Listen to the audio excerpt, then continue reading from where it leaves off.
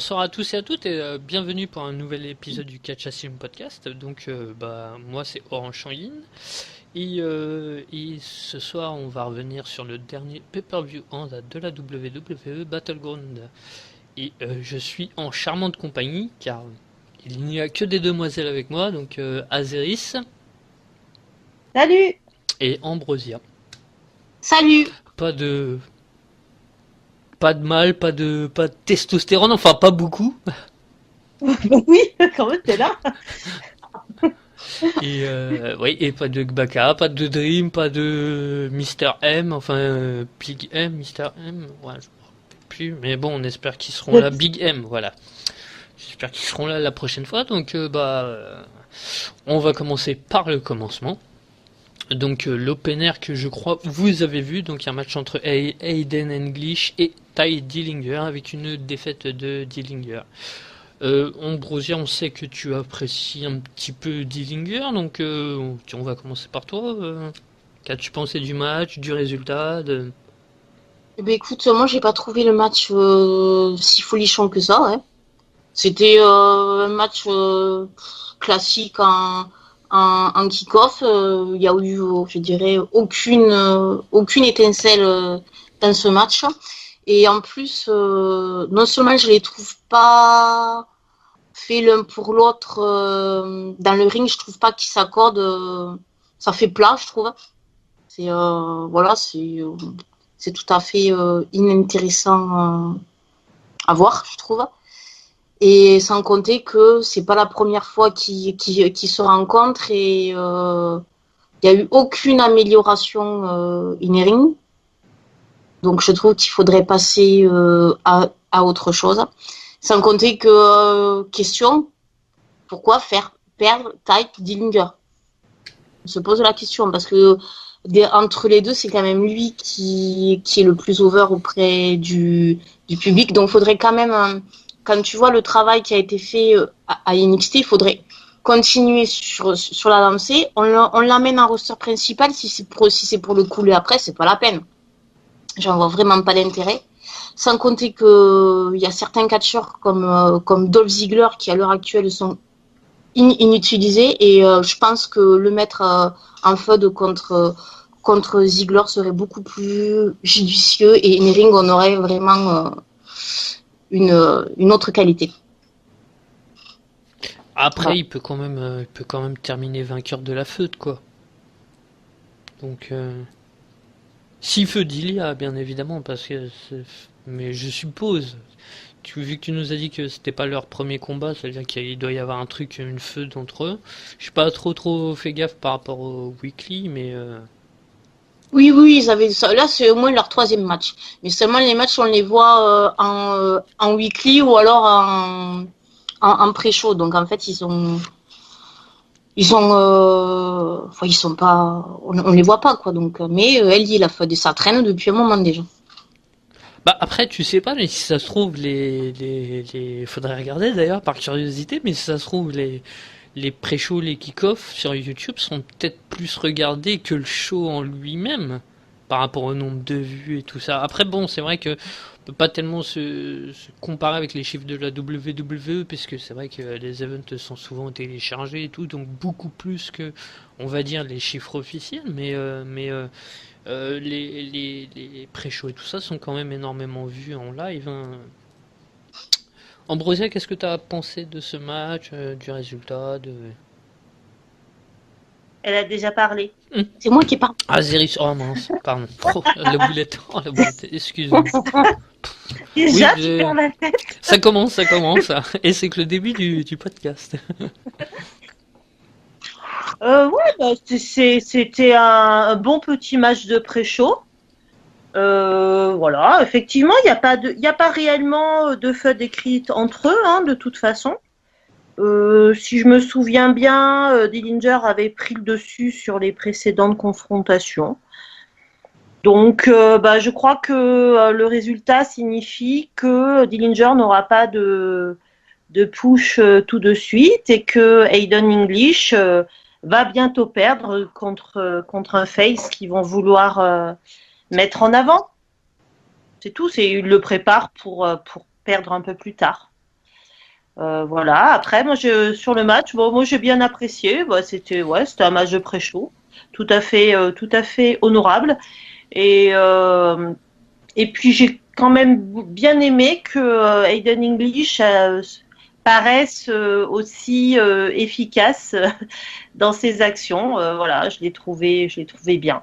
Je l'ai trouvé vraiment bien. Il est temps parce que avec les Vaudevillains, bah, il a rien eu du tout.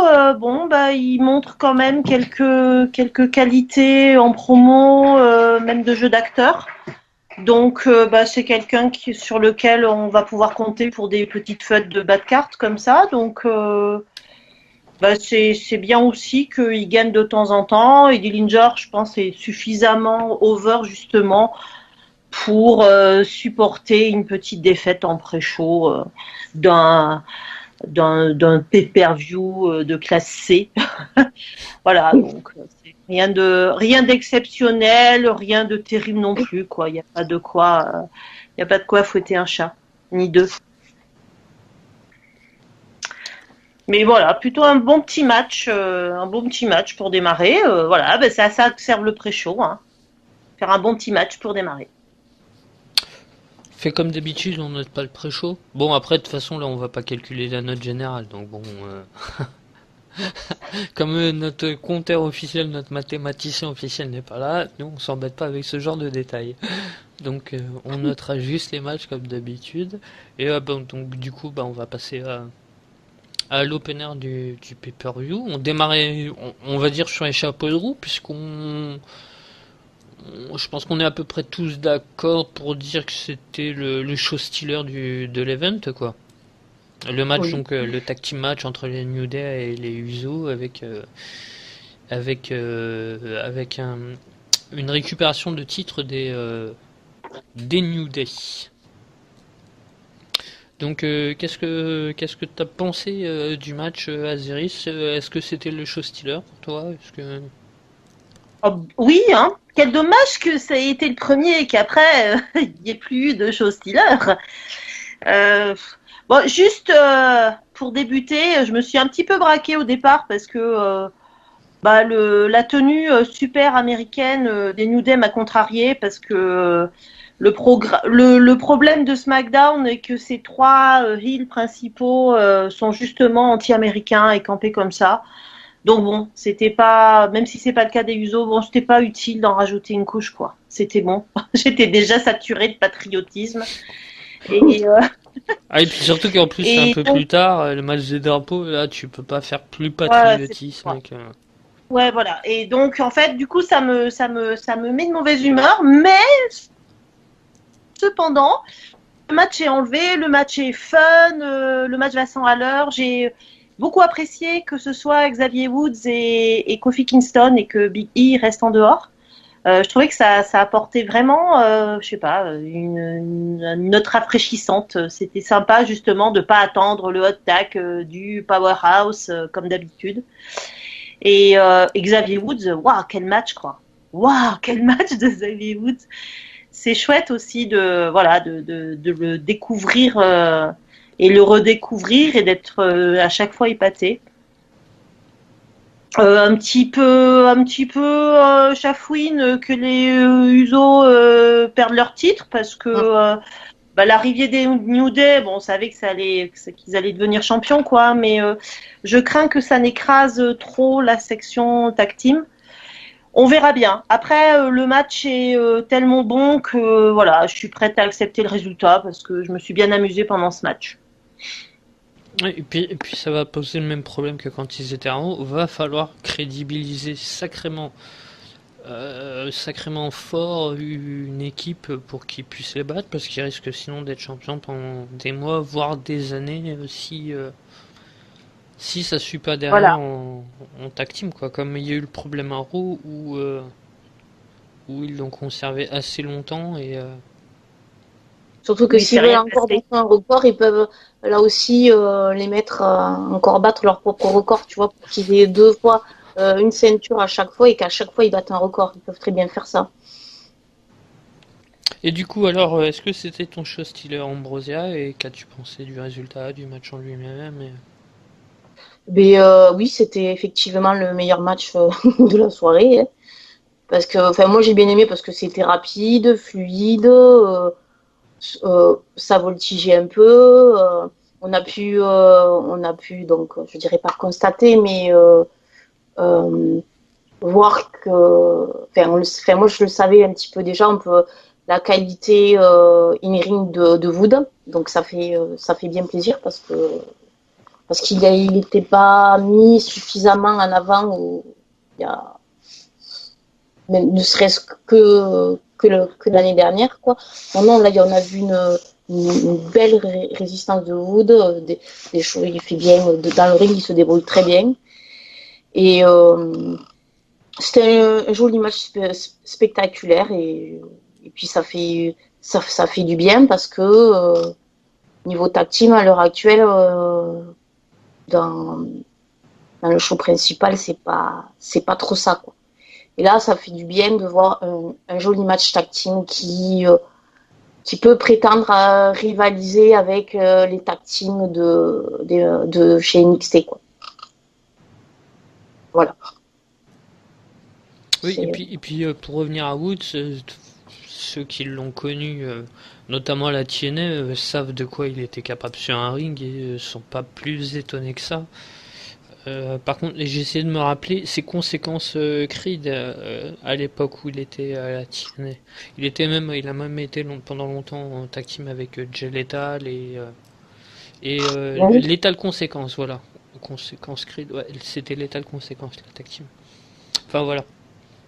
Donc pas de Non, surprise mais de ce et côté-là. en fait, il a tellement porté le New Day dans le côté comique à être en bord de ring avec Francesca 2, 1 et 2, et finalement à être vraiment l'élément gueulard et comique, que c'est vrai que on le redécouvre, et bah tant mieux, parce qu'il perd rien non plus des qualités comiques qu'il a déjà. Donc, parfait, monsieur est complet, on prend. Même si, comme on le dit depuis assez longtemps, quand même.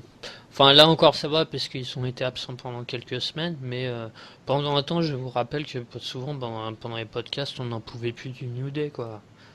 Ah ben Ah, mais Après, moi, moi, c'est je vrai j'aime me qu'il y a eu, prépare. il y a eu cette petite absence, non, mais notamment surtout moi avec Bakai mais après c'était aussi à l'époque overdose, battre les records, champion pendant 400 jours, et qu'il y a eu une certaine overdose. Là, pendant quelques semaines, ils sont un petit peu écartés des rings et tout. Hop, on revient à ça, mais pour l'instant, c'est assez light, quoi. C'est pas. Je sais Non, pas, mais moi là, je me prépare, je suis saturée. Déjà, voilà, je, c'est je ça. pense, voilà. Ah oui, oui, Parce que, dans une centaine de jours, de toute façon, je pense qu'on en reviendra. Ah non, non, non, dès maintenant, moi j'ai pas envie. Moi, de toute façon, je les supporte d'autant mieux que je squeeze généralement leur promo d'avant-match. Hein. Je les écoute plus. Ça me gonfle, c'est toujours la même chose, ça me gonfle. Ça enlève rien aux qualités comiques de Woods, voilà, aux qualités d'interprétation qu'il possède. Hein. Mais voilà, moi ça m'intéresse. Il m'intéresse plus New Day dans cet acte-là, donc. Le match était sympa, ça m'a pas fâché qu'il gagne parce que le match était sympa, mais ça va me gaver vite. On va voir. voilà, moi, pour rejoindre un peu ce que dit Azaris, moi, je sais, il me gave, de toute façon, ça fait longtemps qu'il me gave et que je les aime pas, ou du moins que je les aime plus. Et là, ça allait, pourquoi? Parce que c'était face aux Ouzo, et que les Ouzo, c'est aussi une très bonne équipe, et que du coup, tu avais un bon match. Mais savoir contre qui ils vont être maintenant et tout, si en plus on les met en feu contre une équipe que c'est pas trop ça, et bien ça va. Voilà, on va vite zapper la chose, quoi. Faut... Et du coup, on va passer à la notation. Donc, vous lui metteriez combien, SRS, tu lui mettrais combien à ce match? 15. Mhm. Et toi, Ambrosia? Mais 15 aussi. Bon, allez, va pour 15, comme ça on s'embête pas à faire la moyenne. Ça fait 15 pour ceux qui ont des difficultés avec les maths. Donc on va passer au match d'après. Donc toujours une feu de qui court entre Shinsuke Nakamura et Baron Corbin avec une victoire de Nakamura par DQ. Ambrosia, qu'est-ce que t'as pensé de ce match? Du résultat, je crois qu'il me semble, j'ai regardé le pay-per-view il y a une journée, mais je me rappelle déjà plus, tellement ça m'a marqué. Je crois que c'était assez rapide, hein, le match est assez court, si je dis pas de bêtises. Ouais, je sais plus. Ouais, je vais sur Cage Match pendant ce temps. Mais vas-y, du coup, qu'est-ce que t'as pensé du match et du résultat? J'ai trouvé que le match était intense, mais c'était pas du tout de, de qualité quand même. Le match il était plus ou moins dirigé par Corbin et moi je regrette fortement la baisse de niveau de Nakamura depuis qu'il est en roster principal parce que à NXT c'était autre chose et puis d'après ce que j'ai entendu dire en indie c'était vraiment un autre niveau donc j'ai plutôt l'impression qu'il est en vacances au Club Med et tout et qu'il se bouge pas trop et je trouve ça extrêmement regrettable pour nous spectateurs et donc je suis pas contente parce que le match au mois de voilà c'est 12 minutes, hein, le match. voilà mais et court. pourtant franchement il m'a paru long moi. C'est ouais non c'est un des matchs devant lequel je me suis ennuyée quoi. Donc non pas c'était pas bon à voir quoi. Je suis vraiment très, très déçue de Nakamura. Après, il y a pas dans son style et tout, il est très il est très très stylé entre parenthèses, il a énormément de charisme Nakamura et tout, mais dans son style de catch, ça pas même à la NXT, c'est pas tellement différent de ce qu'il fait là, moi je pense que c'est en fonction des adversaires qu'il va avoir que le match va être plus ou moins bon, mais ouais, oui, comment dire. Après, je l'ai pas tellement connu au Japon, mais même à la NXT, c'était pas souvent des bons matchs. Et en revanche, quand il était contre un bon catcheur, éventuellement, qui était capable de porter le match sur son dos, de rythmer un peu plus le match contre Sami Zayn par exemple, contre Sami Zayn, contre Nakamura, le dernier match de Sami Zayn à la NXT, c'était un match génial quoi, avec plein d'émotions, avec mais énormément quand même porté sur les épaules de Sami Zayn. Donc le japonais c'est pas tellement lui qui va donner qui donne. Après je sais pas au Japon, peut-être que tu nous éverras, enfin tu nous guideras peut-être là-dessus, Aziris, mais je pense pas que ce soit un catcheur qui puisse. Ça reste. Il n'en reste pas moins que c'est quand même un bon catcheur qui est quand même capable d'élever son niveau, qui est capable de faire des super bons trucs. Mais face à un certain type de catcheur, je pense pas que ça puisse donner des bons matchs. Tout simplement comme contre Bobby Roode, comme contre. Voilà quoi. Vas-y Aziris, je sais pas si tu l'as connu énormément toi la NJP. Pas énormément, mais assez suffisamment, je sais pas. Non, mais Nakamura, il est connu, ça, tout le monde le dit que il est connu pour se donner à fond que sur un peu de matchs. Vraiment les gros matchs qui comptent. D'ailleurs, je le découvre contre Ibushi. Au Wrestle Kingdom en 2015, donc là c'était et Nakamura il est connu pour ça. Ouais, mais là tu vois par exemple là t'as Ibushi en face, Ibushi qui est capable d'apporter de la vitesse, de donner un certain rythme que tu as besoin avec un mec comme Nakamura. Je suis sûr que par exemple un Nakamura contre Fall ou par exemple au Japon ou des trucs comme ça doit être une horreur ce genre de match. Pas contre Kenny Omega par exemple, mais tu vois ce type de catcheur, on va dire pas qu'on le même profil, mais qui sont pas capables de mettre du rythme, qui sont pas capables Je sais pas comment en fait l'expliquer, mais enfin, je me Non, comprends. je pense que même à la New Japan, un match contre Fale, ça compte pas tant que ça. Donc Nakamura, il va pas forcément y aller à fond. Par contre, Wrestle Kingdom, donc il y va à fond. Et mais voilà, ça a toujours été Nakamura. Et en fait, à la New Japan, quand vraiment il y allait à fond, ça devenait tellement génial que bah, tu passais sur tous ces autres matchs où voilà, il se laissait plus ou moins vivre. Le problème, c'est qu'effectivement, à part le match contre Sami Zayn, où vraiment, bah voilà, c'est Nakamura, quoi. C'est Nakamura. Et puis c'était son premier match aussi. Hein. C'était son premier match, donc c'était un moment important.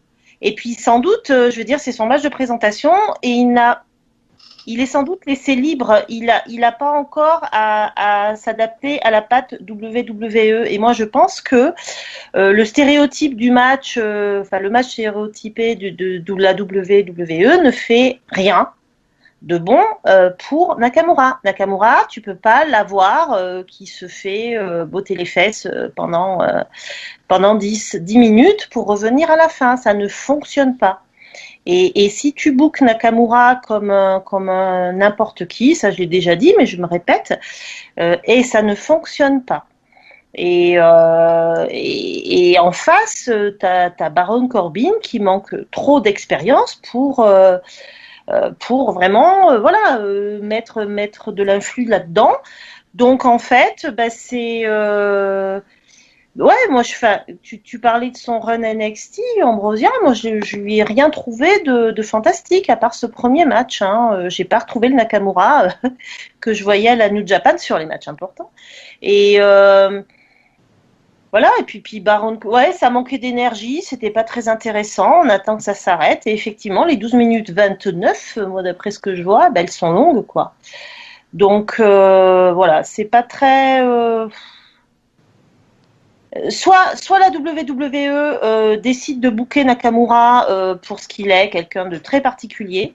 Nakamura, c'est un botteur de fesses, voilà. Et tu peux pas l'avoir qui se traîne par terre comme ça pendant la majeure partie des matchs. Ça ne fonctionne pas. C'est pas possible. Et en plus, la fin, bah, la disqualification, ça fait personne n'en sort avec grandi de ce truc. Parce que bah oui, Corbin il est contraint de faire ça pour ne pas perdre. Voilà. Et en fait, bah, si tu bookes un match où aucun des deux mecs ne peut supporter une défaite, et ben tu le fais pas. Hein? On va commencer par ça. Non, mais voilà, c'était décevant, mais après, moi ça devrait s'améliorer, hein, puisque cette nuit.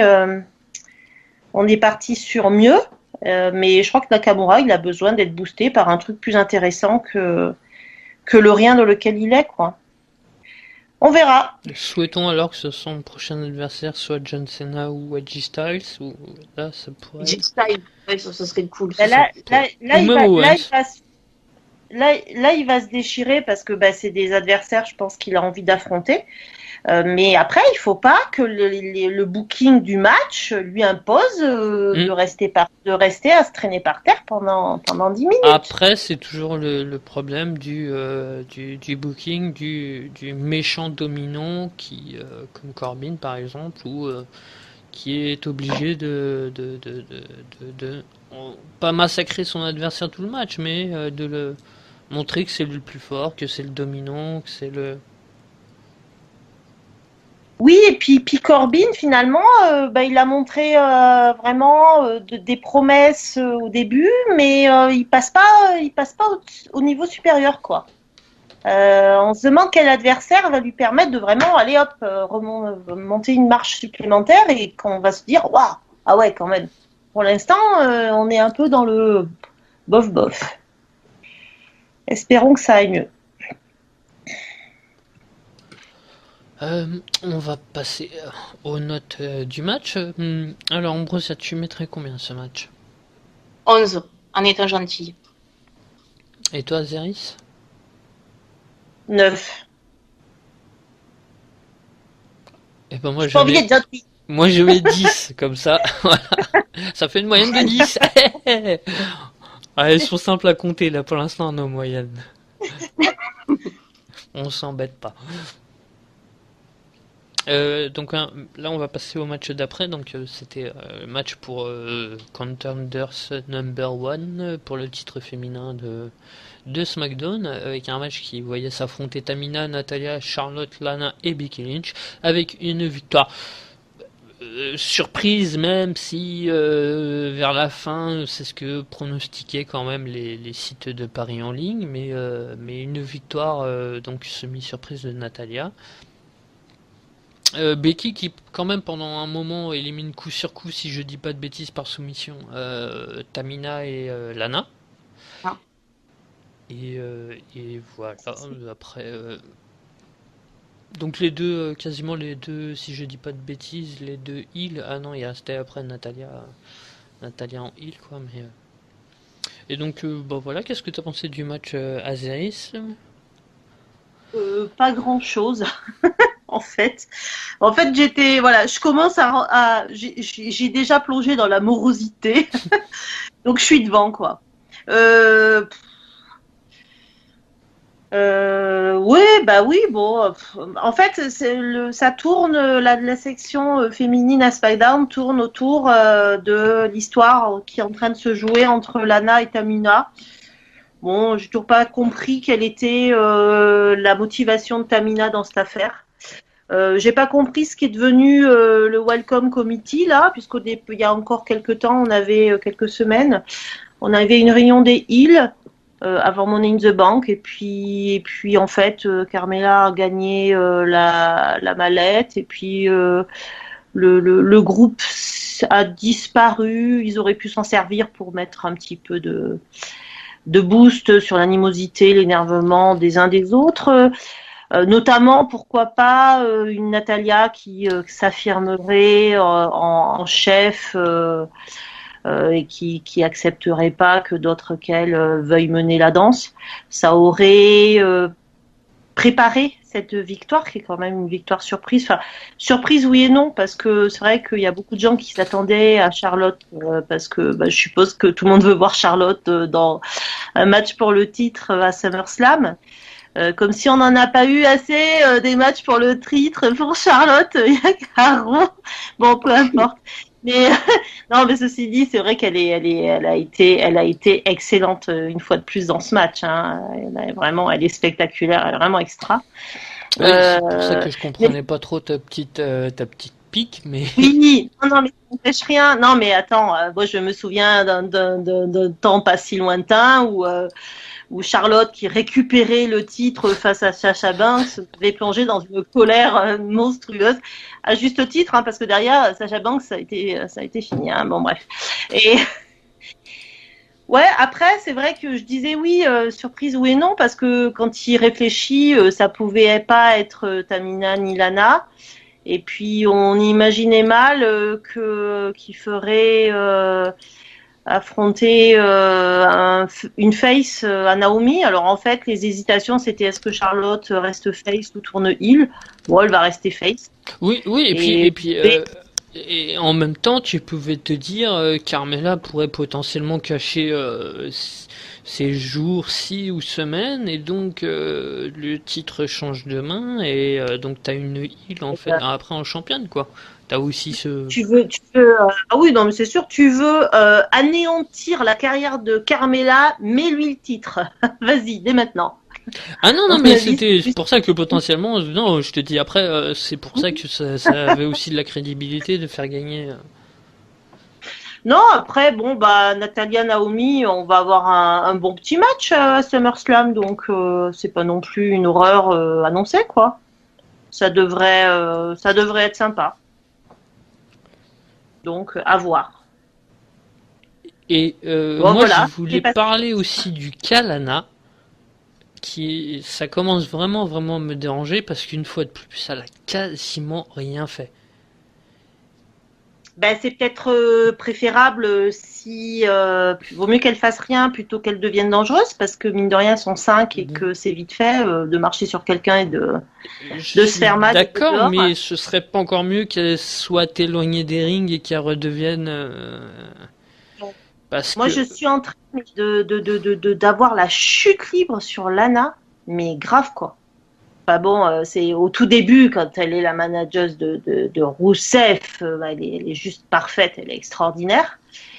Et en fait, tu découvres que il se passe rien, quoi. Elle bouge pas bien. Pour une danseuse, ça craint. Hein. Franchement, je trouve que je la trouve pas particulièrement gracieuse.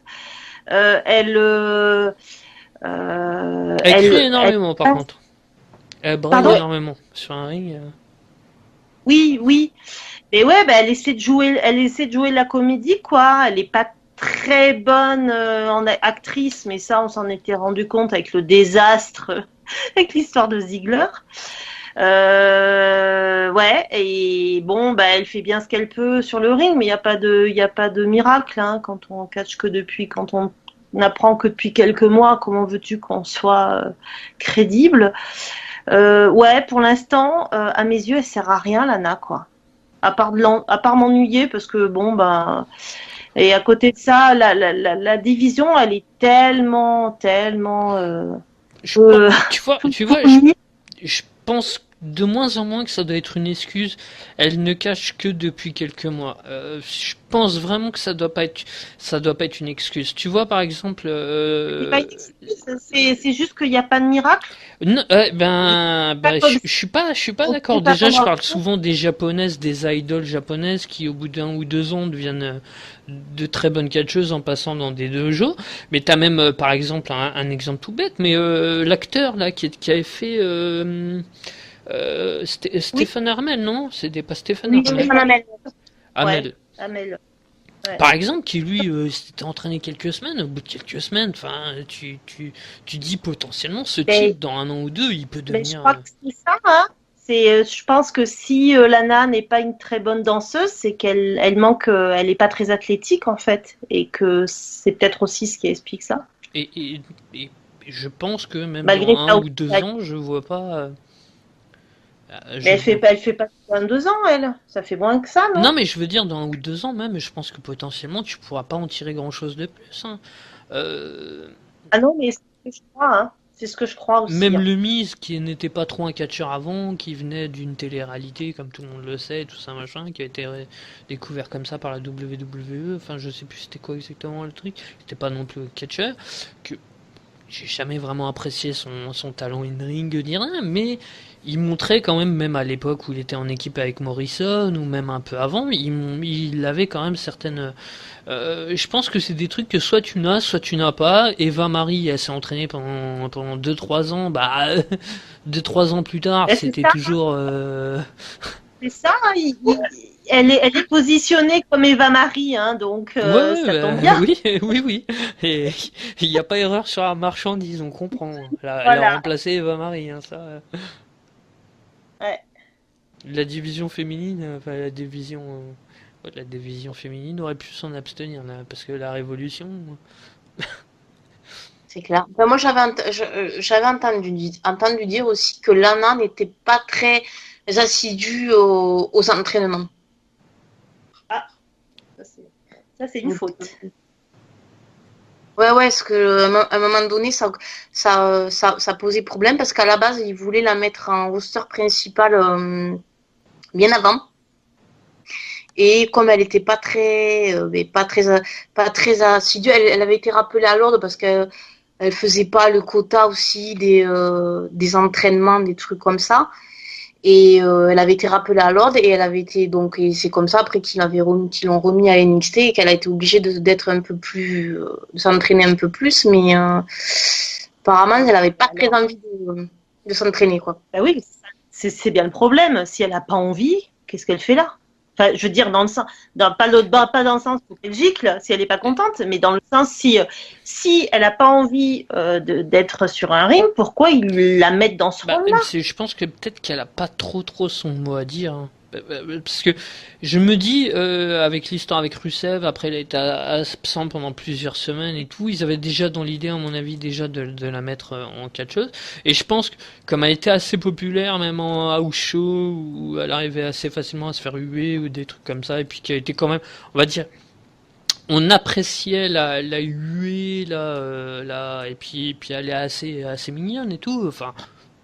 Oui.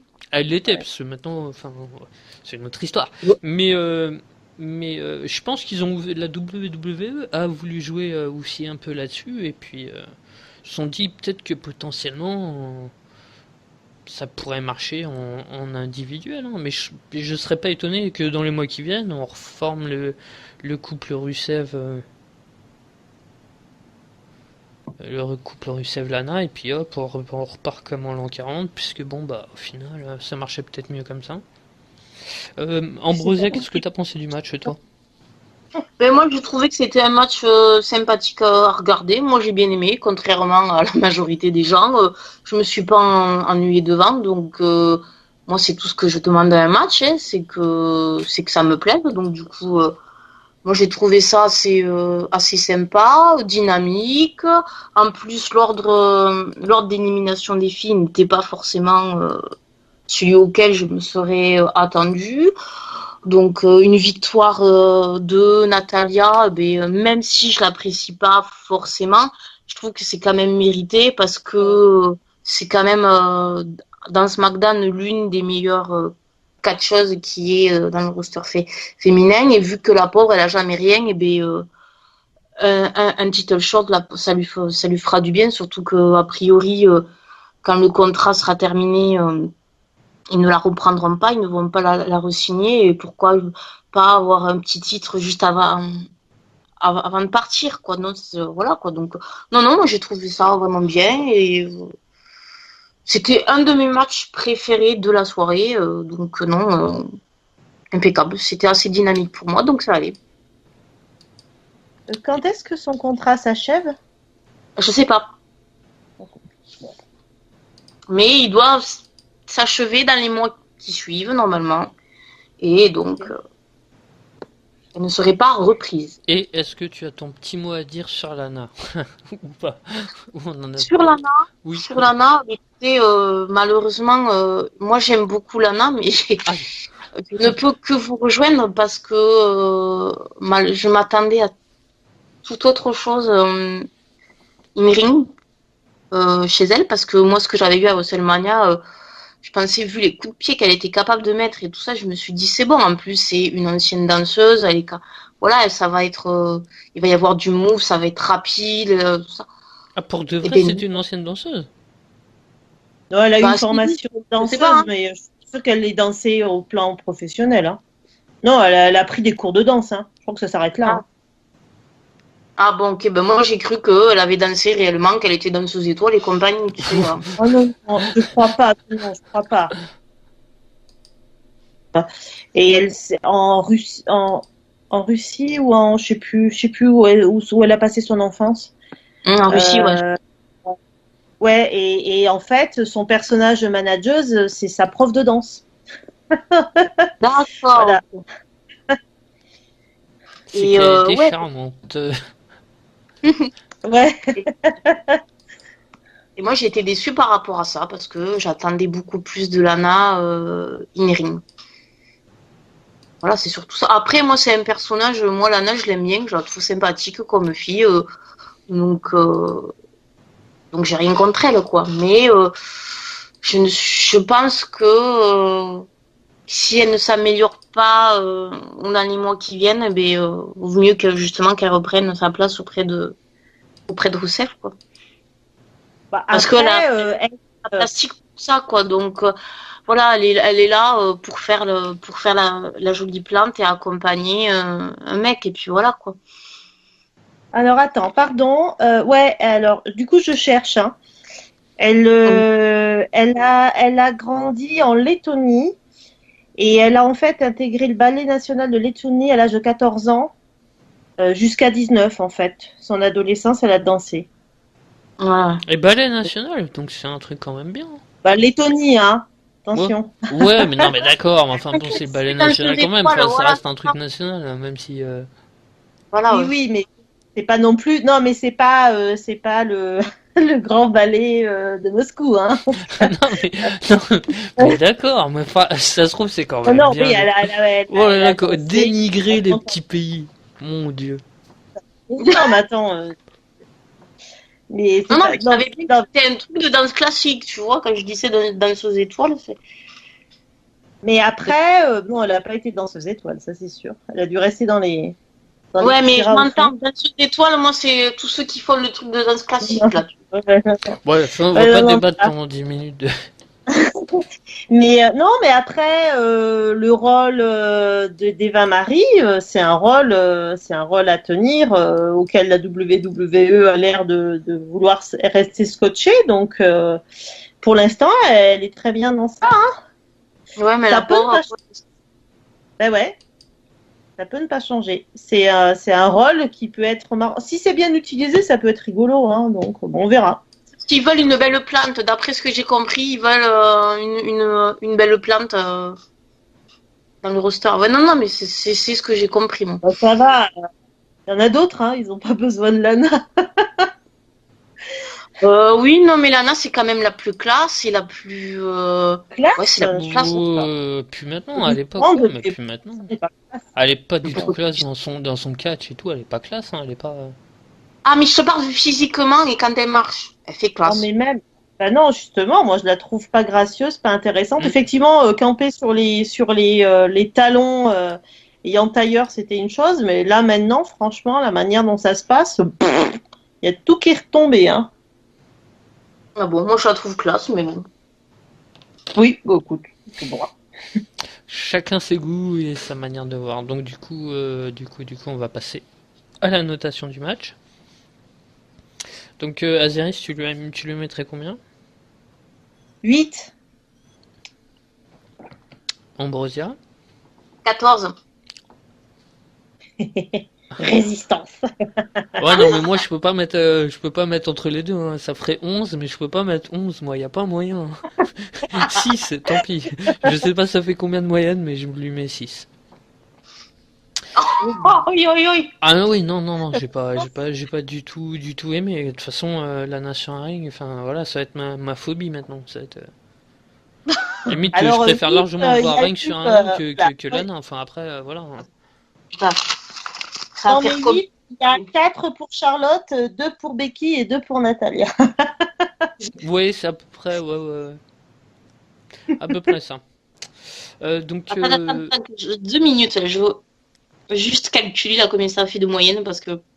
Attends, moi j'ai mis 14. ça te Donc tue 14. Lupine. 14 et 6, je l'ai mis, ça fait 20. 28, ça lui fait 28 divisé par 3, 9. Non? Ouais, 9, quelque chose comme 9, quoi. Ça fait 9,3, ouais, c'est ça, 9. Et donc, ouais, donc presque la moyenne quand même, hein. Bien, tu l'as bien sauvé ton match. Et donc, bah, on va passer au match d'après. Donc, cette fois, c'était le champion AJ Styles qui remettait son titre. Et oui, parce que quelques jours auparavant, il avait battu Kevin Owens et était redevenu champion US. Il l'avait battu au Madison Square Garden, si je dis pas de bêtises, pendant un house show. Et souvent, tu as des changements de titre en plus en house show, mais c'est souvent annulé par l'arbitre, décision arbitrale, non, machin, et hop, on recommence le match, et puis cette fois, c'est le bon qui conserve sa ceinture. Vous avez dû vivre ça aussi en house show, je pense.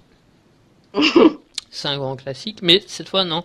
AJ Styles est bien redevenu le champion, et puis bah, il s'est fait battre quand même par Kevin Owens pendant la soirée, donc Kevin Owens redevient je me rappelle plus c'est quoi son surnom.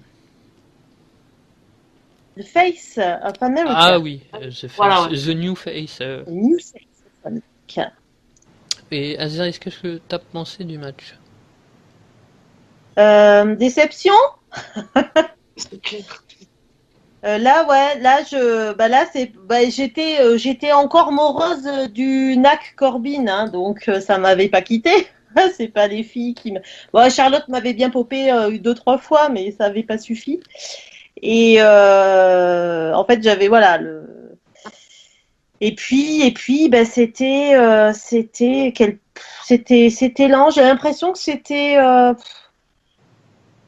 Ils n'ont pas trouvé vraiment de rythme. Je sais pas ce qu'ils ont voulu lui faire, mais bah ça a pas vraiment fonctionné. Et bon, là, enfin, Owens, bah, peut-être qu'il va falloir qu'il se réveille un peu hein, aussi. Là, ça commence à me, je commence à me retourner contre tous mes favoris. Ça me convient pas du tout, quoi. Je suis pas comme ça, moi, Dab. Mais ouais, j'ai trouvé le match assez ennuyeux en fait. Voilà, j'avais pas l'impression qu'ils étaient particulièrement concernés, ni l'un ni l'autre. Et puis bah le finish, je sais pas ce qui s'est passé. Styles a dû avoir un blanc parce que là j'ai pas compris quoi, qu'il reste inerte comme ça. Voilà, donc bon, ça s'est passé. Oui, parce qu'en plus, Voilà. on a su ensuite que c'était pas vraiment ça qui était prévu. C'était a priori prévu que Styles conserve son titre et il s'est passé quelque chose. Alors, est-ce que c'était un booking de dernière minute suite à quelque chose? Comme en plus on va pas spoiler SmackDown, ça se trouve on aura la réponse dans SmackDown, mais comme Ambrosia Non, ben ça, ne l'a pas vu et moi j'ai pas lu les résultats, donc enfin bah, je un les. finish comme ça nécessite bah, quelque chose, bah, une mise au point, voilà. Soit le Soit c'est dernier truc logique. à faire, c'est de l'ignorer et de faire comme si tout allait bien, quoi. C'est vraiment le dernier truc à faire. Après, moi, je sais pas, ouais, bon, en fait, on n'en sait rien, hein, ces histoires, parce que bah, la musique de Owens, elle est déjà prête aussi, donc ouais, c'est très bizarre. Ça, Je je sais pas. pense que c'est vraiment pour parier à toute éventualité, hein, parce que bon, on va pas dire que ça arrive souvent, ça arrive une fois de temps en temps, on a connu ça, pas peut-être une fois tous les 2 3 ans, que comme ça il se passe quelque chose. Des fois, ça peut être les catcheurs entre eux qui se mettent d'accord pendant le match entre parenthèses, puisque par exemple il y en a un qui peut pas ou enfin qui peut pas le défendre, enfin qui a un problème physique ou quelque chose comme ça, c'est déjà arrivé une fois ou deux. Après peut-être pas pour des titres, Alors, oui, oui, ça m'étonnerait, hein. mais non mais Aujourd'hui, je pense moi il y a un truc comme ça qui s'était passé pendant un match de la ROH. Je me demande par exemple notamment le match de BJ Whitmer quand je crois que c'est oui, contre mais Mike là, Bennett c'est ou la WWE, tu changes pas un booking en cours de match sans en avoir oui, oui, sans non, mais l'accord de l'entraîneur. ou alors, AJ Styles, comme tu dis, qui a un blanc, enfin, tu vois, Ouais, qui a pas le temps de faire son décompte, et puis après, derrière, les catcheurs improvisent et tout. Euh, ouais, après, mais en tout cas, mais de toute façon, sans parler du finish, le match avant ça, il a rien de transcendant. Comment Mhm. est-ce que un Styles Owens peut-il ne pas être transcendant, quoi? C'est ça, ouais. C'est impensable. Je veux dire, c'est pas que le finish. Avant ça, on se fait chier pendant un quart d'heure quand même. Je suis un peu sévère parce qu'il y a eu quand même des belles choses et tout, mais franchement, c'était pas à hauteur de l'enthousiasme que j'espérais ressentir. Voilà. Tu t'attendais à mieux, il y a plus. Ben oui, Styles Owens, effectivement, je m'attends à mieux. C'est vrai. Et Excuse-moi, mais non, mais t'as raison, en plus, hein, faut être entre ces deux, enfin, voilà, c'est pas non plus, c'est pas Lana contre Anna, Eva Marie, justement, enfin, du coup, d'accord. tu peux avoir certaines attentes et ils sont censés, voilà. Et toi, Ambrosia, alors, qu'as-tu pensé de ce match? Ah ben, sensiblement la même chose qu'à Cerise, quoi. Donc, moi, je me suis ennuyée. J'ai été très déçue parce que je m'attendais à largement mieux, hein. Et c'est vraiment dur de parler de ce match parce que j'ai tellement pas compris, j'ai tellement été déçue, c'était lent, je suis pas du tout rentrée dedans. C'est en plus avec un finish bizarre. J'ai rien compris en ce match et je me suis ennuyée. pratiquement du début jusqu'à la fin, mais j'ai rien de plus à en dire, quoi. C'est un gâchis pour moi immense entre ces deux-là. Je ne comprends pas. C'est quelque chose, j'y arrive pas, quoi. Donc, et puis je pense que ce finish qui est assez bizarre, je sais pas ce qui s'est passé. Apparemment, Style, je sais pas, il a loupé quelque chose, il a raté quelque chose, il s'est endormi.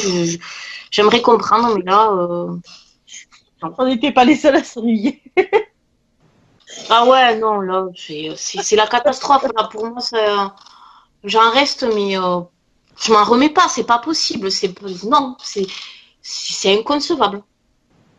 Oui, parce qu'il y a Non, des non, matchs lents qui on va sont pas voir ça. intéressants parce qu'il se passe. Pardon. Je dis, il y a des matchs lents qui sont intéressants parce qu'il se passe plein de trucs et moi, j'ai pas eu l'impression qu'il se passe tant de choses que ça, Ah non, quoi. mais Donc, c'est bien passé. Et là, avec ces deux-là dans le ring, c'est méchant ce que je vais dire, mais c'est inadmissible. On ne doit pas voir ça. Punaise, attends, Styles Owen dans le ring, normalement, c'est un feu d'artifice, quoi. Non, mais là, non, non, moi j'étais extrêmement déçue et non, c'est tout. C'est grosse déception. Le match n'était pas génial du tout. Ouais, là, je sais pas ce qu'ils ont voulu faire, mais non, non, moi j'aurais été les officiels, voilà, honnêtement, je les aurais soufflés dans les bronches par la suite parce que là, c'est pas normal. Et tu lui mettrais combien alors du coup à ce match? Ce match, ben, malheureusement, moi, je peux lui mettre que 10. Mais voilà quoi. 10, quand t'as les Styles dedans, c'est. Voilà, non, non, quoi. C'est impensable aussi, quoi, tu vois. Donc. Et toi, Zeris? bah, 10 aussi, hein. Eh ben moi je lui Et mettrais toi, 12. C'était mon deuxième match Ah. préféré de la soirée, quand même. Même s'il n'était pas terrible, Ah, mais moi, c'est la deuxième bonne note que je donne, hein. Ah, Dans mes notes, donc c'est ton mon deuxième deuxième match note. préféré aussi. Et donc ça fait... t'as dit 10, hein, c'est ça, Zeris? Ouais. 10, On a 10, fait. 12, donc ça fait une moyenne de 10, 6, 6, 6 ou quelque chose comme ça. Donc on va dire 11. Voilà. Donc le match qui a suivi, c'était le flag match. Première stipulation de la soirée, on va dire, première gimmick match un petit peu pour John Cena. On peut dire que c'est un petit peu sa gimmick match. Enfin, voilà, patriotisme, John Cena, ça me paraît une bonne connivence, une bonne avec une victoire hein, forcément de John Cena, puisque bon. Est-ce qu'on pouvait imaginer un seul instant Rusev gagner en soulevant son drapeau russe à quelques jours en plus Bulgare. de l'Independence Day? Oui, Bulgare. Oui, c'est vrai en plus, c'est Bulgare. Pardon. Oui. À quelques jours en plus de l'Independence Day, enfin, ça me paraissait un peu quasiment impossible. Je pense que d'ailleurs les codes devaient être mais monstrueuses pour John Cena. J'aurais dû parier d'ailleurs sur le site là ça c'est une petite aparté sur le site XTW qui est un site de torrent pour de catch, Extreme Torrent Wrestling je crois ou quelque chose comme ça en fait. On peut mettre en jeu des gigas de comme il y a des ratios et tout ça dessus en fait il faut avoir des bons ratios pour pouvoir télécharger machin pour le principe un peu du torrent et en fait tu peux mettre des gigas en jeu et si tu gagnes des gigas en plus donc avec lesquels tu peux télécharger. Si par contre tu perds des gigas. Donc j'aurais dû en mettre un paquet pour ce match puisque j'y avais pas pensé, mais enfin voilà. Et donc avec une victoire de John Cena et voilà. Et donc qu'est-ce que tu as pensé de la stipu Ambrosia et d'ailleurs est-ce que c'était ta première stipulation, un flag match? J'ai pas le souvenir moi non plus d'en avoir vu beaucoup pour tout avouer, mais est-ce que c'était la première fois que tu voyais un match de ce type et quel souvenir en garderais-tu? C'était la première fois que je voyais un flag match, mais un match de type patriotisme américain, c'est pas le premier. Et c'était bien sûr avec Cena et Rusev. C'est toujours avec eux.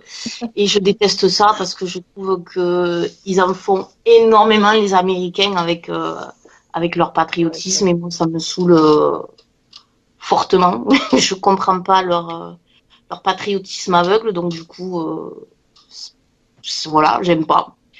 Le match c'était le match le plus ennuyeux de la soirée pour moi. Franchement, c'était lent. Mais puis, il se passe, voilà, non, ils se foutent un peu sur la gueule. Et puis, normalement, c'est même pas logique. Il y a des choses, normalement, quand tu chopes le drapeau, qu'est-ce que tu fais? Au lieu d'aller cogner sur le voisin, tu essayes de courir et d'aller planter ton drapeau. Ou alors, tu essayes de choper le drapeau de l'autre et tu lui casses comme ça. Mais si jamais tu le casses, il ira pas le mettre. Voilà, non, mais et voilà, là, non, on dirait qu'ils étaient là, qu'ils se battaient entre eux et que la stipu, c'était le petit plus, tu vois. Non, non, normalement, ça aurait dû être beaucoup plus rapide à partir du moment où j'ai le drapeau. Hop, tu cours et tu vas. Non, non, là, c'était lent, même pas. Parce Après, que même tu peux quand. te faire empêcher par ton adversaire. Oui, voilà, mais tu peux voilà, mais au moins tu essayes de courir. Tandis que là, quand tu vois la façon dont il courait, mamie à côté, elle court plus vite, quoi. Donc, je suis désolée, quoi. Non, c'était vraiment. Il faut être américain pour aimer ce genre de match parce que il y avait rien à voir. Moi, pendant le show, pendant le match, j'essaie de me mettre dans la peau d'un Américain, enfin, entre parenthèses, et je me disais, qu'est-ce que ça pourrait donner si, par exemple, moi, je voyais Tristan Archer, qui te dit, je sais pas si ça te dit quelque chose, Ambrosia, un catcheur français, et j'étais en train de me dire, avec le drapeau français, bon, après, nous, les Français, on n'a pas le même patriotisme que les Américains, mais, et puis le même rapport au patriotisme. Mais j'étais en train de me dire, je pense que je l'aurais quand même vécu différemment si ça m'aurait plus concerné. Par exemple, un John Cena contre Tristan Archer, bon déjà le match aurait été d'une meilleure qualité, hein, parce que bon, Rusev contre Cena, ça n'a jamais donné des super matchs. En revanche, Tristan Archer contre Archer, je sais même pas comment on dit d'ailleurs. Archer contre John Cena, ça aurait pu être pas mal. Avec le drapeau français, je pense que je l'aurais vu quand même différemment. Mais après, bon, c'est qu'un avis personnel. Je pense que j'aurais beaucoup plus vibré. Et puis voilà, même si je suis pas tellement patriotique, me dit un Français qui, voilà, bon, on va essayer qui gagne quand même, quoi. Enfin, donc du coup, je me dis, de la part d'un Américain, ça peut être compréhensif quand même qu'ils apprécient ce genre de match. C'est ce que j'ai dit, il faut être américain. Mais moi, je suis pas américaine, hein, donc. Non, bah oui. Mais non, du coup, il faut être plus indulgent, en fait. C'est ça que je veux dire, quoi. C'est parce que ça ne concernait pas que. Bah allez, Azeri, je vais te laisser rebondir là-dessus. Indulgent, je sais pas, parce que le match est mauvais, donc je vois pas ce qu'il y a à sauver. C'est très lent, et puis puis à moi une autre fibre émotionnelle, c'est ça que je veux te dire. Non, parce que à ce que je lis, les Américains n'ont pas forcément apprécié. Hein, le bullshit de Kakia, qui a des dizaines d'années de retard, ça va bien. Hein. J'ai rêvé en fait dans juste l'échange que Cena avait eu avec Rusev pour mettre en place ce machin, que Rusev fasse remarquer que la Bulgarie fait partie de l'OTAN. Juste ça. Bref. Non, parce que Cena, quand même, dans sa promo du Go Home Show, il amène le 11 septembre, quoi, pour expliquer son match. Hein. Et non, mais attends, c'est quand même du lourd. Hein. Et l'équipe de commentateurs, tout le match, ils sont en train de hurler. Oui, c'est le match le plus important de la carrière de John Cena. Enfin, je veux dire, c'était vachement important d'enterrer la Bulgarie sur ce coup. Enfin bref, non, mais c'était. Mais grâce à ça, grâce à tout ça, là débute mon fou rire. Parce que de les voir se traîner à toute cette intensité, ce moment important, cette tension dramatique qui faisait que tout était...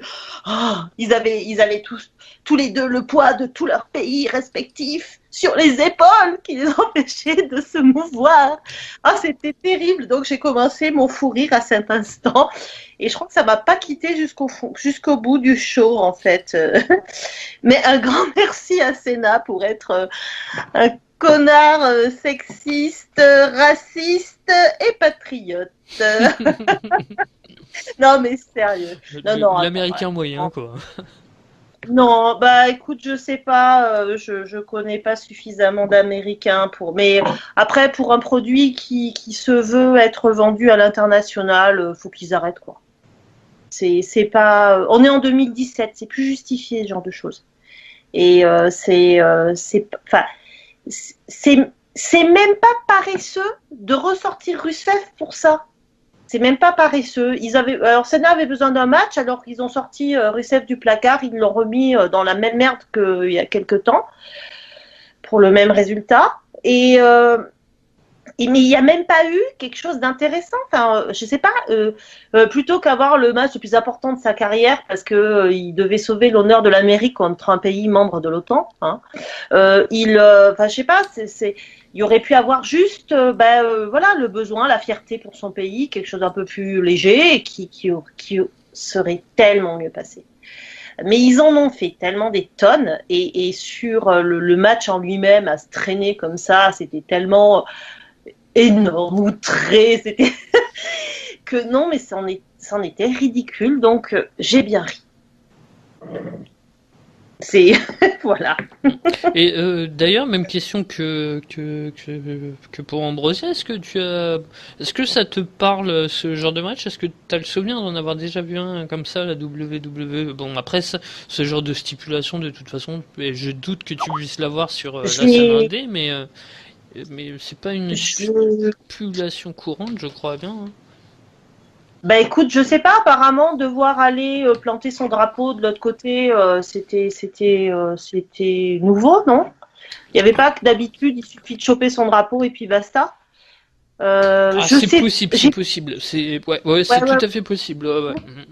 Et c'est ce qui a rendu les choses encore plus drôles parce que le chemin était vachement long. Mais je crois me souvenir. Enfin, je me souviens pas en avoir vu un. Je sais que ça existe. Si j'en ai vu un, ça m'a pas laissé de souvenir impérissable, mais ça devait être aussi parce que j'étais déjà très remontée, parce que ça devait être Cena dans l'affaire. Oui, et puis contre Alberto El Patron, par exemple. Drapeau mexicain, ou sûrement un truc comme ça. Ou russe à l'époque avec Rusev. Ça n'a absolument aucun intérêt. Ça ne devrait pas être dans n'importe quel show qui passe à la télé, n'importe où dans le monde, dans n'importe quelle circonstance. En 2017, ça ne devrait pas prendre place. Ça suffit. Et Cena qui avait quand même montré un renouveau très sympa en début d'année lorsqu'il était revenu avant le shake-up et que... il disait à Styles, non, mais j'ai droit à un match pour le titre parce que c'est moi. Et là, c'était super bien. Les scuds qui se balançaient avec Ambrose, c'était super bien. Retourner dans cette merde, et ben voilà. On revient au point de départ. Je déteste Cena. Ouais. Mission accomplie. Non, mais voilà. Vivement qu'il passe à autre chose parce que Rusev est mieux parce que bon, c'est bon, Rusev il est trop bon pour être perdu dans ce genre de choses quoi. Ça suffit. Et moi je voulais faire une petite digression par rapport c'est vrai que on t'a pas encore demandé ton avis en Ambrosia, mais non je crois pas. Hein. Je sais plus mince. Parce que je pensais en plus à ma digression par rapport au gros problème qu'il y a, je trouve, ces dernières années avec la WWE et leur gimmick match où on avait eu, on va avoir le main event notamment. Bon, ça fait quand même quelques années qu'il existe, mais enfin, j'ai après le souvenir d'une gimmick match qui a été créée il y a pas très longtemps, Asylum Match là dans la cage avec les armes qui sont accrochées. Enfin, j'ai l'impression que la WWE a énormément de mal à créer de nouvelles stipulations qui soient assez originales et assez intéressantes. Les dernières créations, pourtant il y a quand même de l'idée, enfin peut-être pas dans le flag match où là c'est vraiment, enfin, hein, en termes même de booking et tout, enfin c'est vraiment. Mais par exemple le Punjabi Prison, il y a quand même une certaine idée derrière, mais au final c'est mal booké, c'est mal fignolé aussi par rapport aux portes, ou enfin on y reviendra un peu plus tard, mais donc ouais, au niveau des gimmick match, il y a quand même un certain problème, hein. Même la Siloum, je me rappelle quand on en parlait en podcast, on avait trouvé ça, en tout cas les gens présents, parce que je sais plus c'était qui était là pour Ambrose, Nous deux. la gimmick match d'Ambrose, on avait trouvé ça assez pas ridicule, mais enfin ces armes accrochées sur la cage et tout. Ben Bah, oui, mais sur bon, match que aussi, faire? il y avait eu un quart d'heure de trop qui avait été rajouté apparemment au Ouais. dernier moment et ça s'était senti sur ce match précis. Ceci dit, comme le disait très justement Ambrosia, le problème de ces gimmicks max, c'est que les gimmicks sont pas employés pour les matchs. Si effectivement le but c'est d'aller courir et de planter son drapeau, ça devient autre chose, quoi. Non mais non, Ça fait penser à effectivement, Interville ou les jeux là, c'est Non, mais Interville. je vais pas le dire, mais bon. c'est pour ça que le gimmick au départ il est con. Parce que tu peux pas avoir un match logique. Enfin, dans le style WWE, tu peux pas utiliser cette stipulation de manière logique. Comme tu le ferais, toi, si tu étais dans cette situation dans la vraie vie. Donc forcément, ça ne peut pas, ça peut pas fonctionner. Et étrangement, ça ne fonctionne pas. Et en plus, ils en rajoutent tellement dans le drame que voilà. Je sais pas. Voilà, c'est ça. Ils se mettent dans des trucs qui sont. Et puis après, ils refusent de booker en fonction de ce qu'ils ont créé comme gimmick. Donc, bah ouais. Oui, ils avaient même essayé, j'en avais pas parlé, mais ils avaient même essayé le match avec, enfin que moi j'avais plutôt bien apprécié, mais enfin qui avait été pas mal critiqué avec dans la maison des horreurs là, avec Bray Wyatt, mais enfin là encore une gimmick match qui avait Qui posé avait quelques tout un problèmes. terme qui a été. Et à chaque Bah fois, oui, quand mais même, on peut noter qu'il y a quand même, à part le flag match où il n'y a pas d'idée derrière, mais enfin, il peut potentiellement développer des idées avec ça, quoi. bah oui, et puis c'est pas le cas. C'est bien le problème. Enfin bon, et du coup, donc Ambrosia, qu'est-ce que t'as pensé? Non, je t'ai déjà demandé ça, je m'en rappelle m'as maintenant. Ouais, ouais, je t'avais même demandé si c'était ton premier flag match, et peut-être ton dernier. J'espère. Le dernier, ouais. Et donc, bah, la note, votre note, les filles. Donc, Azaïs, tu mettrais combien ce match? Dude. Ah, peut-être qu'elle nous a quitté. T'es là, Azaïs? Ah pardon, excuse-moi. Non mais j'avais entendu et compris Ambrosia, donc j'attendais sa note. Pardon. Bah, ils étaient deux, donc j'étais tentée de mettre deux. Sauf qu'on est en 2017, ce bullshit innommable de patriotisme à la noix n'a plus lieu d'être, donc je mets un pour Rousseff. Oh, punaise. Bon, j'ai bien ri, mais j'ai les glandes. Parfait. Attends, Ambrosia. Ben moi, je suis sympa, je mets 6. Ah bah je mets pas un que toi, je pense exactement cette note-là. Mais c'est Il y ma avait plus deux mauvaise note quand commentateurs, même. il y hein, avait donc. 2 drapeaux, il y avait 2 catcheurs, ça fait 6. Le compte est bon. Donc on va passer ensuite au match d'après. Oui, c'était le premier match, je crois, de Mike Kanellis à Ouais. WWE, donc il affrontait Sami Zayn. Donc est-ce que le pouvoir de l'amour lui a permis de gagner? Eh ben non, pour son premier match. Il perd contre Sami Zayn. Et qu'est-ce que t'as pensé de ce match? Allez, Aziris, on commence par toi cette fois. Déjà, je vais parler chiffon. J'ai adoré, adoré que Mike Kanelis ait le portrait de sa femme sur sa tenue et que Maria ait aussi son propre portrait sur sa tenue à elle. Non, attends, Mike, il a pas un portrait de lui sur la jambe, sur une des jambes et l'autre le portrait de sa femme? Je crois qu'ils sont tous les deux à avoir tous les deux leur, tu vois, le couple quoi en fait. Alors j'ai mal regardé. Il me semble moi aussi avoir remarqué, mais je crois que sur chacune des jambes en fait, il y a la tête de l'un et de l'autre en fait. Ah ben, autant pour moi. Bah, mince, il me semble, après, à confirmer, mais il me semble que... Bon, il va falloir revoir ça, parce que c'est très important. Bon, qu'en entrant en matière, voilà, ça tombe à plat, ça y est, je me vautre, tant pis. Rien, hein, qu'est-ce que c'est un peu surprenant. Zayn avait gagné Kanelis avait gagné la première fois grâce à Maria. Donc là, on est sur le booking 50-50. Zayn l'emporte. Bon, c'est super quoi. Kanelis, premier match en pay-per-view. Il vient juste d'arriver. Le mec, il est étiqueté bille. Même sa femme n'arrive pas à le faire gagner. Donc, c'est pas génial pour eux, hein, je trouve. J'ai pas compris cette décision. Voilà. Donc, bon, enfin, de toute façon, après, on n'attendait pas autre chose que ce qu'il y a eu. Hein, ça dure pas longtemps. Maria intervient, voilà, mais oubliable, oublié. Et toi, Ambrosia, qu'est-ce que tu as pensé du match? Et moi, j'ai bien aimé. J'ai trouvé que c'était un match sympathique.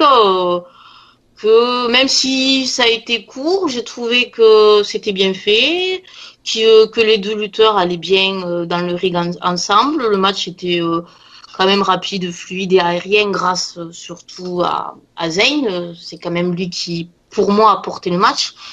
Le seul truc que j'ai pas aimé, c'est bien sûr les bisous là, en veux-tu en voilà, Power of Love, c'est vraiment d'un ridicule, cette gimmick, ça leur va pas du tout, je trouve.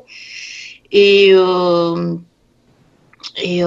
voilà, c'est bien dommage parce que je pense que, enfin moi je connais Kanelis, je l'avais suivi, Mike, je l'avais suivi donc à la TNA et j'avais vu quelques matchs à la ROH. Moi, je trouve, c'est pas le meilleur lutteur qui soit, mais je le dis, moi, je trouve qu'il est pas mauvais et qu'il est capable de faire des bons matchs. Donc, je trouve que ça bien qu'il soit en rivalité contre Zayn parce que s'ils s'en donnent la peine, tous les deux, on peut avoir de belles choses, mais encore faudrait-il leur laisser le temps. Et moi, ça me dérange pas que Zayn ait gagné parce que bon, mais je préfère Zayn, quoi. Et donc voilà. Mais après, c'est sûr que ce qu'a dit Azeris par rapport au fait que c'est son premier match en pay-per-view, qui vient d'arriver, tout ça, et qu'il aurait mieux valu qu'il gagne, c'est vrai aussi. Donc, mais moi, le match, je l'ai trouvé sympa. Je me suis pas ennuyée devant, donc ça allait. Comparé à ce que j'avais vu avant, non. Ça me va. Et j'étais en train de regarder vite fait des photos. Je pense que potentiellement tu as raison en fait, Azeris. Je me suis planté, je crois. Ah. Puisque j'étais en train de regarder, je vois pas. En fait, d'un côté c'est écrit truc Forever et puis donc potentiellement il peut y avoir qu'un côté où il y a des visages. Il m'avait semblé moi avoir un visage de chaque côté, mais non.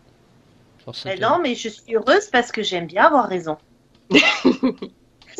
Et je l'admets, tu avais raison. Non, mais je te remercie. Bon, en tout cas, voilà, donc j'en reviens, c'est quand même, voilà, j'ai trouvé ça hilarant, donc je maintiens, c'est hilarant. Ah, c'est elle qui porte la culotte. Justement, qui montre qui porte la culotte à la maison, quoi, entre parenthèses. Ouais, exactement. Et du coup, on va passer aux notes. Donc, Azeris, tu lui mettrais combien? Je note pas. Jude. Et toi, Ambrosia? 14. Ah ouais, oh putain, la vache. Sérieux? Deuxième match préféré alors, non? Non, c'est pas mon préféré. Deuxième, préféré, c'est deuxième, parce que tu avais voilà, mis 15 pour... mon deuxième préféré. Non, attends, non, parce que peut-être que j'ai dû me tromper dans les notes. Pourtant, attends, non. C'est mon 3e match préféré, exactement, parce que il fait partie de mes préférés, mais c'est pas mon préféré. Ok. Et je... Tac. Je t'ai demandé Azès. Attends, j'ai un trou de mémoire. Oui. Ah oui, Dude, c'est vrai. Oui, c'est pour ça, il me manquait une note. Et d'accord, oui, Dude. Et 6. Donc Zane et tout, là, c'est... Non, mais Zayn, alors déjà, Mike Bennett, je le porte pas forcément énormément dans mon cœur. Notamment son match avec BJ Whitmer, où après il a joué là-dessus, il a eu une gimmick. Et bon, après, voilà, pour se faire huer, bon, ok.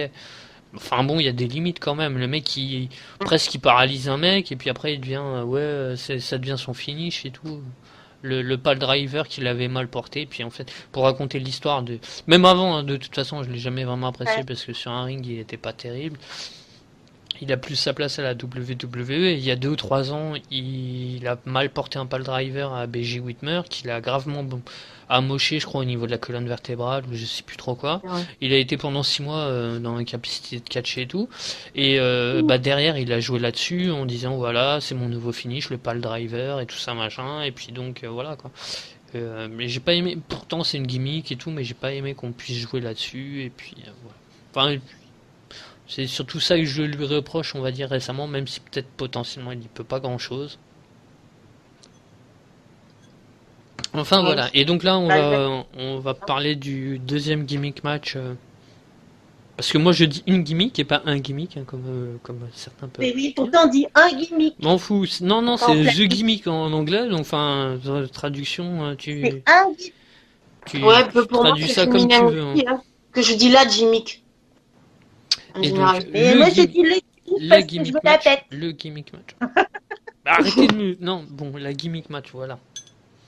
Voilà. La gimmick match, le 2e de la soirée entre Jinder Mahal et Randy Orton, où il défendait son titre, l'Indien, dans un Punjabi prison match.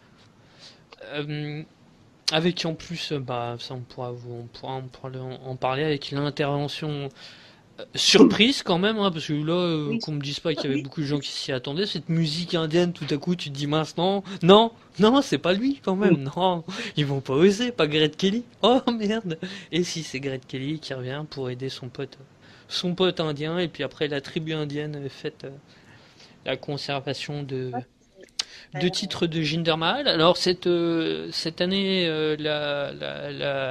la Punjabi Prison avait une particularité avec les portes, un catcheur demandait l'ouverture d'une porte, et puis il y en avait 4 dans chaque côté en fait. Il avait 1 minute pour sortir, et si les catcheurs ne sortaient pas pendant 7 minutes, la porte était refermée. Et ainsi de suite, tu pouvais demander l'ouverture, et puis au bout des 4, si aucun catcheur n'était sorti, ou il en restait encore un, il fallait qu'il grimpe par-dessus, et puis qu'il passe plus par la porte, mais on va dire par la fenêtre, quoi, par au-dessus. Et donc c'est Randy Orton qui s'est fait bloquer dans cette première cage, et puis là quand même au bout du compte réussi en grimpant par-dessus, et puis voilà, quoi. Donc Ambrosia, on va commencer par toi. Qu'est-ce que tu as pensé du match? Ben moi j'ai bien aimé. Je trouvais que c'était un match qui était à la fois prévisible justement par rapport au coup des portes, parce que ils auraient pu faire quelque chose de bien, mais non, ils ont ouvert, ils ont fait le coup classique, on ouvre les portes et puis il y a personne qui sort, sauf à la dernière minute, il y en a un des deux qui sort. Enfin, donc là, c'était Mal qui est sorti pour le coup. C'était trop prévisible à mon avis. Ils auraient pu jouer un peu plus là-dessus. C'est dommage. Mais moi, je trouve qu'on a quand même eu de belles surprises aussi, parce que pour moi, l'arrivée là des String Brothers, pour moi, ça a été réellement une surprise, parce que quand ils ont dit je sais pas si c'était en pré-show ou avant, ils ont dit que donc ils ne pouvaient pas venir dans la Punjabi Prison, et que donc ils ne seraient pas là. Donc j'ai dit c'est parce que les règles c'est comme ça, ils n'ont pas le droit de venir, donc ils ne seront pas là. Donc moi j'y cru. Donc franchement ça a été une surprise eh ben, de les voir débouler de dessous le ring. Sans compter que, bon, ben, il y en a un des deux qui a terminé sur la table des commentateurs. C'était plutôt spectaculaire et c'était plutôt sympathique à voir, je dirais. Et non, c'était franchement, moi je trouve qu'il y avait du rythme, du suspense aussi, parce que même que Orton il se retrouve enfermé dans la première cage, là qui grimpe et qu'il faut qu'il saute et tout, tu te dis mon gars, il va falloir que tu te speed quand même pour y arriver. Et voilà, enfin moi je l'ai bien vécu, j'étais dans le match, je dirais, voilà, donc c'était donc là-dessus j'ai rien à redire. Et le retour du Great Khali, bon, ben, je n'y attendais pas du tout. Donc ça aussi, c'était une surprise malgré que je ne le porte pas forcément dans mon cœur. Je veux dire, je trouve que s'il revient juste comme ça, juste pour un soir ou deux, franchement, ça me dérange pas. Mais après, si jamais il revient, s'il revient définitivement ou même jusqu'à SummerSlam pour avoir une rivalité avec Orton ou autre, là par contre c'est beaucoup plus problématique, quoi. Mais non, moi sinon après le match on a eu de belles choses dans le match, de belles surprises pour moi et même quand Orton il escalade la deuxième grille et que c'est pas facile et tout ça, je trouvais ça plutôt sympathique. Le seul bémol, c'est quand il allait, je sais plus c'était le Great Khali ou je sais plus. Enfin, il monte, il allait passer du bon côté, puis tout d'un coup, il y en a un qui arrive et puis paf, il retombe du mauvais côté alors il avait largement le temps de passer du bon côté. Mais non, moi j'ai trouvé le match sympathique à voir. Il y avait tout un tas de surprises, donc je me suis pas ennuyée, contrairement à beaucoup d'autres matchs, et donc ça va. Je sais que beaucoup de gens n'ont pas apprécié le match, donc je vous laisse la parole. Eh ben, figure-toi que moi je bois tes paroles. Parce que je pense quasiment la même chose de tout ça. Je suis complètement d'accord avec toi dans le. Après, pas exactement de la même façon. Le match en soi est pas terrible. Il y a vraiment pas du bon catch. Il y a vraiment pas. Mais tout le long du match, je me posais des questions sur mais est-ce qu'il y en a pas un qui va rester bloqué, il va pas pouvoir passer les portes, comment ils vont booker ça, et j'avais un certain suspense à chaque fois, me dire mince mais ils sortent pas, mais et puis la dernière porte qui s'ouvre et mince mais pourquoi ils sortent pas, comment ils vont faire, est-ce qu'ils vont devoir escalader les deux, est-ce qu'ils vont et comment ça va se passer s'il y en a un qui reste enfermé. Est-ce qu'il va pouvoir avoir le temps et puis l'autre il va pouvoir s'évader. Donc j'étais vraiment curieux de voir tout ce booking, comment il allait être fait. Ouais. Alors après, je dis pas que c'était un super bon match, mais c'est surtout ça moi qui m'a tenu en haleine. Et puis Voilà, c'est ça. et Randy Orton, tu parlais justement, je l'ai trouvé très très très très très bon dans le selling, notamment quand Great Khali arrive et puis qui bouscule la Punjabi Prison et que j'ai l'impression à un moment donné je me suis dit, je croyais que Orton allait tout lâcher, il arrive à se rattraper à un moment donné avec un bras et tout qui met comme ça dans le truc et il l'a super bien vendu cette chute entre parenthèses et en tout cas, j'ai aussi apprécié. Alors bon, je dis pas que c'était un match de dingue, ce qui était au milieu, les deux catcheurs en eux-mêmes, en fait, c'est pas ça qui m'a intéressé le plus, c'était la structure en elle-même et le booking que ça pouvait donner. Voilà, plus dans l'intellectualisation, on va dire, du match, quoi. Quand je dis que le match était bon, c'est pas le in-ring des catcheurs, c'est le tout. Pour moi, parce que c'est pas le premier match qu'ils ont ensemble, c'est mon match préféré qu'ils aient eu tous les deux. Parce que justement, il n'y avait pas que le in-ring classique, quoi. On a eu tout un tas de choses à côté qui a fait que c'était bon à voir, quoi. Voilà, donc maintenant qu'on a été assez dithyrambique sur le match, on va laisser Azeris le massacrer.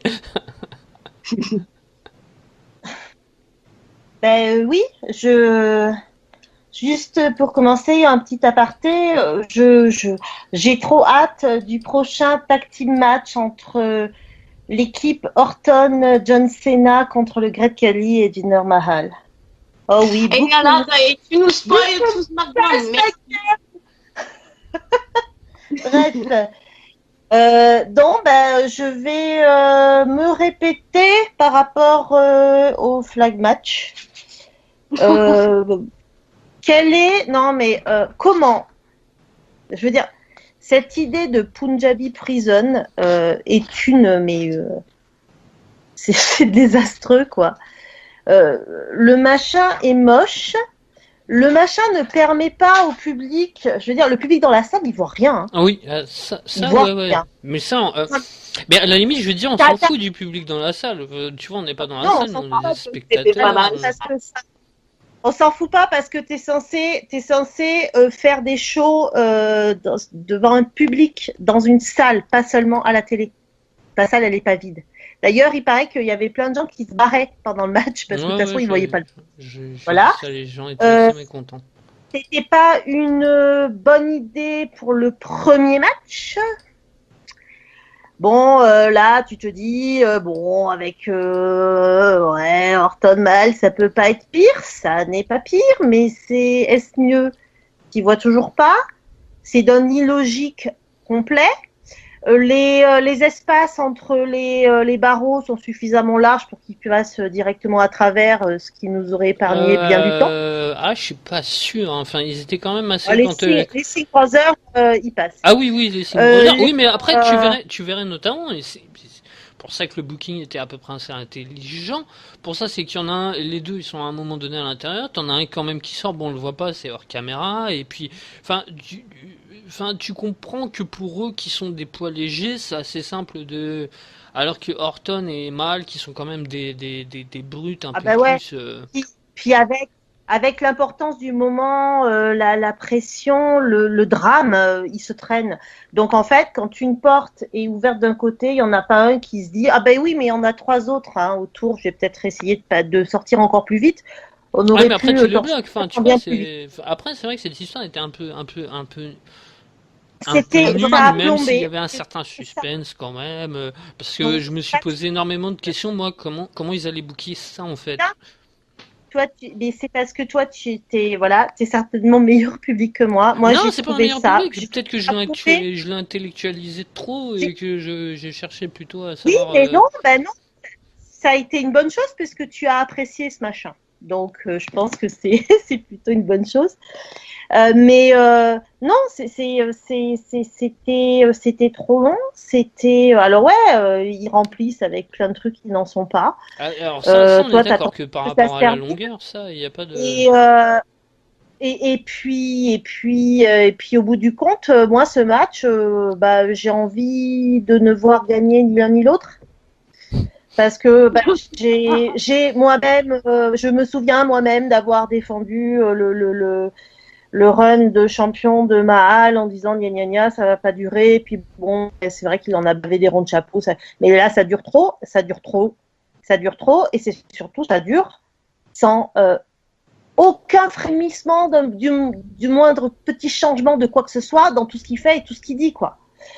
Donc stop, là il y en a marre, on perd du temps, on se fait chier.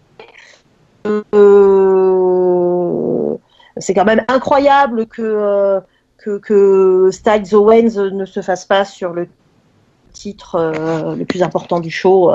Bref, ça va bien, quoi. Non, et franchement, cette stipulation doit mourir. Ils auront mis feu à cette structure qui n'a rien à faire autour d'un ring, ne serait-ce que parce qu'on n'y voit rien et que c'est effectivement tellement chargé que de toute façon, il ne se passe rien. On parlait de la dernière fois là du mauvais booking du tag team match en cage. pour du côté d'Euro. Bah là, c'est pire, quoi. Je veux dire, le machin, ça peut pas être bon. Ils font une fois, c'est mauvais. Et bien, ils recommencent. Ils se sont pas rendus compte que ça pouvait pas être bon. Je trouve ça extraordinaire, quand même. Non, mais là, c'est même plus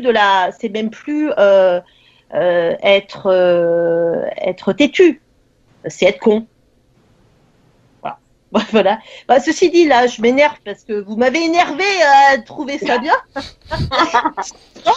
Quand je suis en face, moi, je suis toujours dans mon fou rire provoqué dans le flag match. Hein.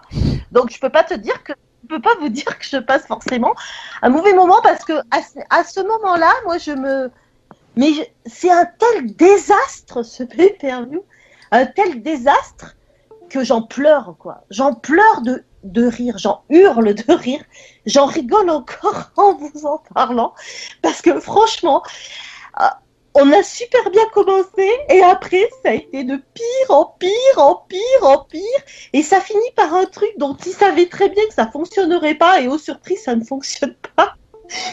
Franchement, et alors la cerise sur le gâteau, c'est le retour du Great Khali. Ah ouais, non, d'accord. Ah super. On a trop envie de revoir le Great Khali. Ah, on n'a pas dit ça. On a dit que c'était juste une surprise. Mauvais ou bon, c'est une surprise. Il est à peine capable de marcher. Mais oui. Oh, mais quelle peur à la WWE. Non, mais à ce moment-là, je pense qu'ils auraient dû aller au bout de leur idée et faire, tu vois, couper l'image par des grandes, des inserts où était écrit en lettres dorées « Oh, marché indien, nous te voulons, marché indien. » Voilà. Donc, bon. Non, mais c'est... Ouais, ça suffit. ça suffit. Non, mais après, c'était... quand même, je veux dire, je rends hommage à Randy Orton et à Jinder Mahal pour avoir fait du mieux qu'ils pouvaient. Hein. Je veux dire, Randy Orton, il s'est quand même effectivement beaucoup donné. Mais je pense que là, il est bien parti pour réussir la totale dans les 10 pires matchs de 2017. Allez, Randy, accroche-toi, nous ne sommes qu'en juillet. Non, parce que entre WrestleMania, la Maison des Horreurs et tout, franchement, waouh, quoi. Donc là, c'est bon.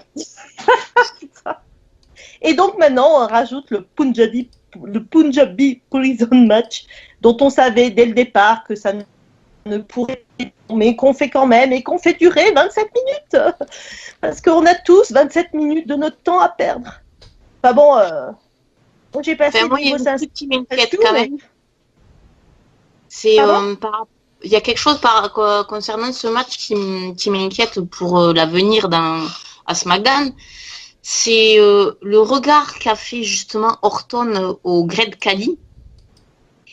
Et c'est comme si ça voulait dire attends mon coco, on va se revoir, tu sais. Bah oui, non, mais de toute façon, il l'a empêché de gagner, donc forcément. Ouais, oui, mais ça veut. Moi, j'ai peur surtout que vendredi là, quand je regarderai, paf, on m'annonce une feud entre les deux et que le Great Khali il reste. Alors là. Ah oui, mais alors après, on parle que du match en lui-même, tu vois. Enfin, tu n'as pas encore vu SmackDown et c'est l'impression du moment. Après, bon, je te dis pas. Et c'était une surprise, mais une surprise, ça peut être bien comme mauvais. C'est une surprise, c'est un truc tu t'y attends pas, il arrive. Bon, bah voilà. Après, il fait de la peine, il fait un peu de peine à voir et tout, mais enfin, ça reste une surprise et voilà. Oui, c'est ça, il fait peine à voir le coup. Moi, il m'a pas fait peine parce que je le trouvais tellement antipathique que. T'as pas dû beaucoup le connaître aussi sur un ring, hein, parce que enfin. Ah mais moi je l'ai jamais vu sur un... Donc voilà, mais il a une tête. Moi le gars il me fait peur quoi. C'est. Bah, T'as pas... il a le fait qu'il soit géant, enfin, en fait, il souffre d'acromégalie et il est déformé. Ouais, puis il Il a est pris en handicapé, plus pas mal hein, de poids, j'ai Kelly. l'impression. Oui, ouais, ouais. Puis voilà, de toute façon, il est handicapé, hein. À part être grand, le pauvre, il arrive à peine à parler. Enfin, c'est chaud, quoi. Hmm. Ouais, ouais, non, mais c'est bon. Après, c'est certainement un chouette gars, hein. Je dis pas ça, hein, mais voilà. Enfin, il arrive à peine à bouger, à marcher. Il est très gêné pour, pour tout.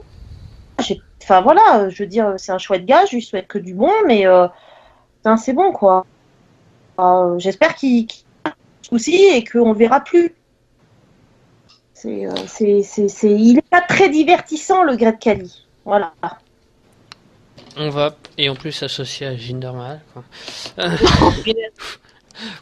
On va avoir du mal à s'en remettre de cette tag team, enfin de ce clan quoi. Je pense que là il va nous marquer pendant des semaines et des mois. On va passer aux notes du coup. Azanis, tu lui mettrais combien? On va commencer par la note la plus basse, hein, après. Alors, si on se base sur le fait que s'ils sont deux, on met deux, là, on doit mettre 5.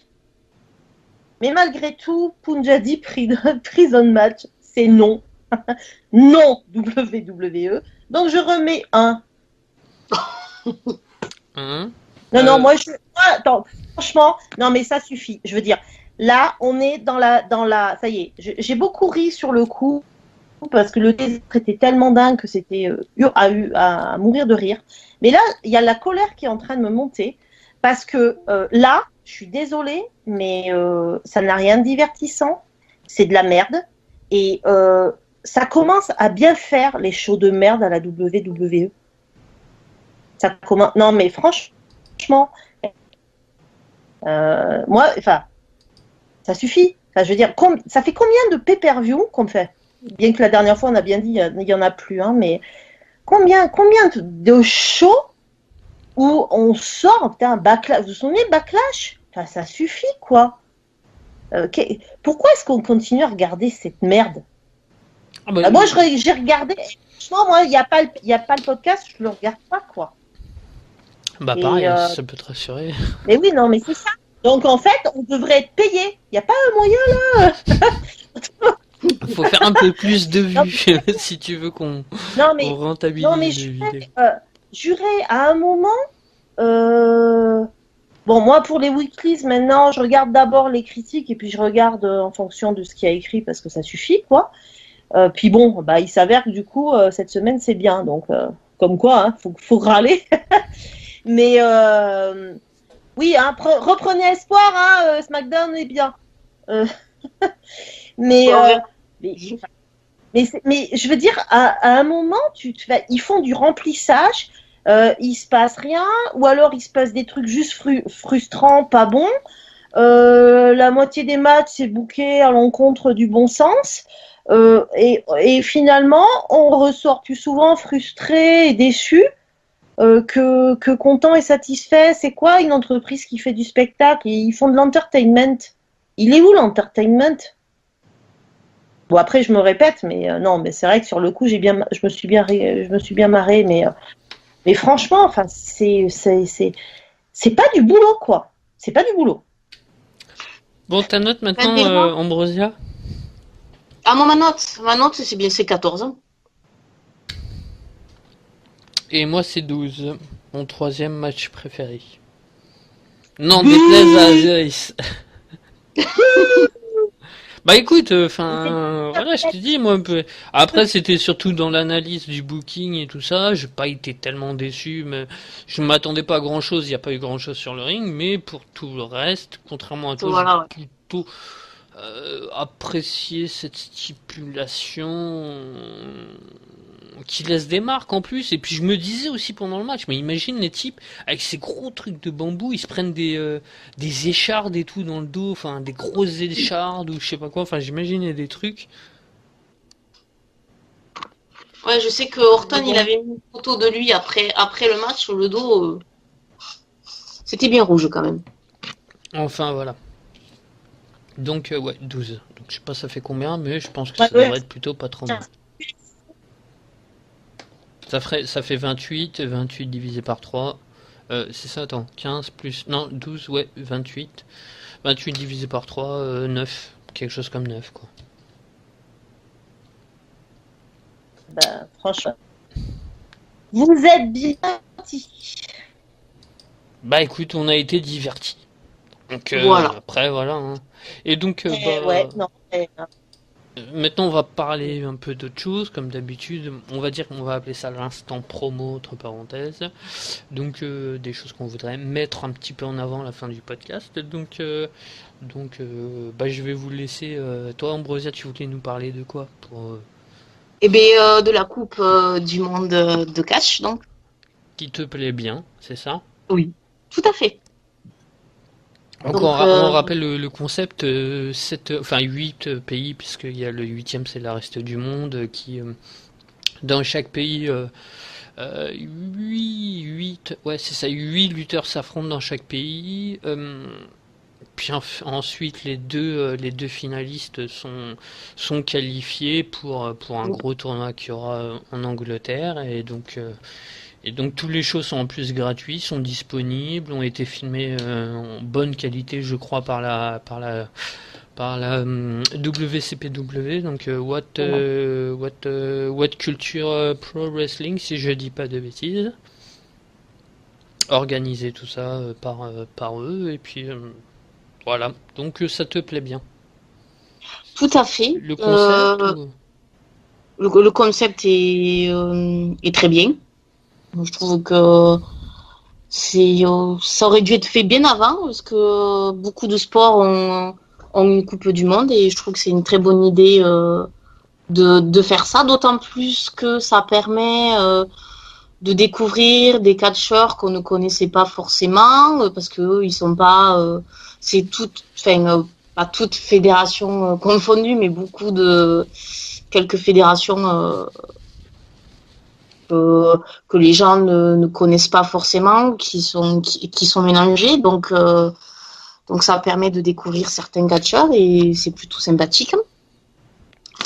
Et Après, donc, après, attends, juste pour revenir sur ce que tu disais, si ça n'a pas été fait avant, c'est parce que c'est extrêmement compliqué, pas forcément de mettre ça en place, parce que souvent, par exemple, la Ref Pro en Angleterre ou des trucs comme ça font appel à des étrangers, donc ce genre de concept aurait pu être mis en place.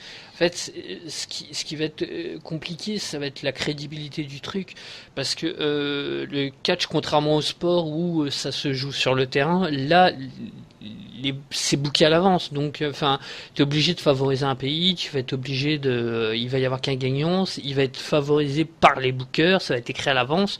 Donc t'as pas ce résultat du terrain. Je vais te donner un petit exemple en aparté, par exemple. La Evolve au tout début, je sais pas si Azeris était au courant, mais au tout début la Evolve avait tenté un truc un peu similaire. Le concept était basé sur le MMA en fait. Ou sur le MMA en fait, un combattant, par exemple comme CM Punk ou des trucs comme ça, quand il combat, ensuite il a des statistiques, ça va être une win, une défaite, mais c'est basé sur un vrai combat en fait. Et donc là Evolve, ils avaient essayé je crois que c'était quelque chose comme 10 premiers volumes, à se baser sur ce concept-là en fait. C'était du booking et c'était, on présentait avant tout les catcheurs comme lui, il a 3 wins, il a une défaite. Lui, il a 2 wins, exactement comme le MMA. Et en fait, ça a absolument pas pris, parce que t'avais des trucs monumentaux. Par exemple, à un moment donné, et puis ils étaient obligés de continuer là-dedans, puisqu'ils étaient montrés comme très forts, alors que c'était ridicule. C'était une tag team qui était assez nulle dans toutes les autres fédérations indépendantes.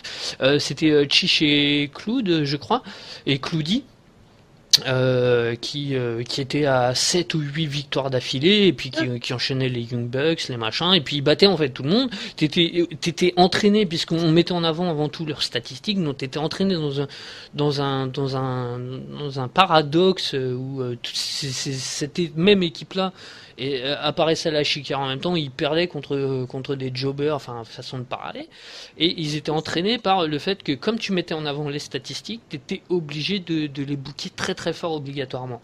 Et donc c'était un paradoxe, les fans ils sont pas accrochés, puisque c'est pas tu peux pas transparaître, enfin faire une comparaison entre du MMA et du catch, puisque c'est booké. Donc, et donc ça a pas pris. Donc c'est pour ça que cette histoire de Coupe du Monde, tu peux avoir des réticences quand même à la booker. Voilà, j'ai terminé mon monologue. Oui, donc voilà, enfin, moi j'ai dit ça, ça permet donc de découvrir d'autres catcheurs que les gens ne connaissent pas forcément.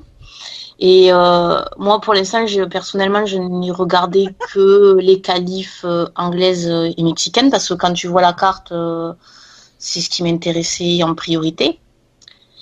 Et donc ça a été, je dirais, le coup de cœur de la semaine dernière, parce que je l'ai vu donc la semaine dernière, le gros coup de cœur pour moi comme match que je conseille fortement à tout le monde.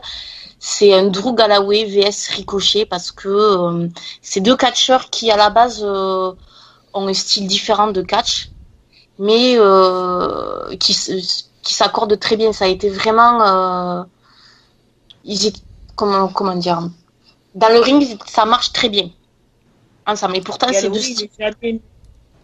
Galloway il est jamais meilleur que quand il peut utiliser sa supériorité physique sur un autre. Oui, mais ça marche très très bien, franchement, et en plus c'était assez marrant. Et le match, il a eu une bonne durée et beaucoup de suspense. On le vit, quoi. C'est vraiment, je sais pas, il faut le voir. Vraiment, c'est quelque chose. C'est un très très beau match. Et la fin après le match, il y a vraiment,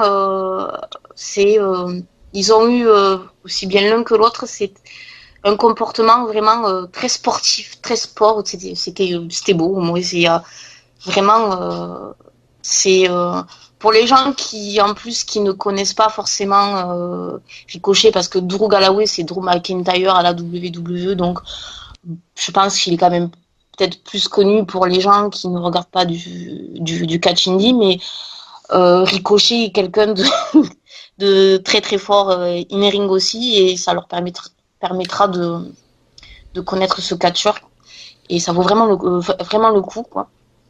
Donc c'était le plus beau match que j'ai vu la semaine dernière. Et donc du coup tu continueras on va dire l'aventure Coupe du Monde, tu regarderas une bonne partie des shows et tout. Parce que le problème c'est que la suite c'est en août, c'est fin août.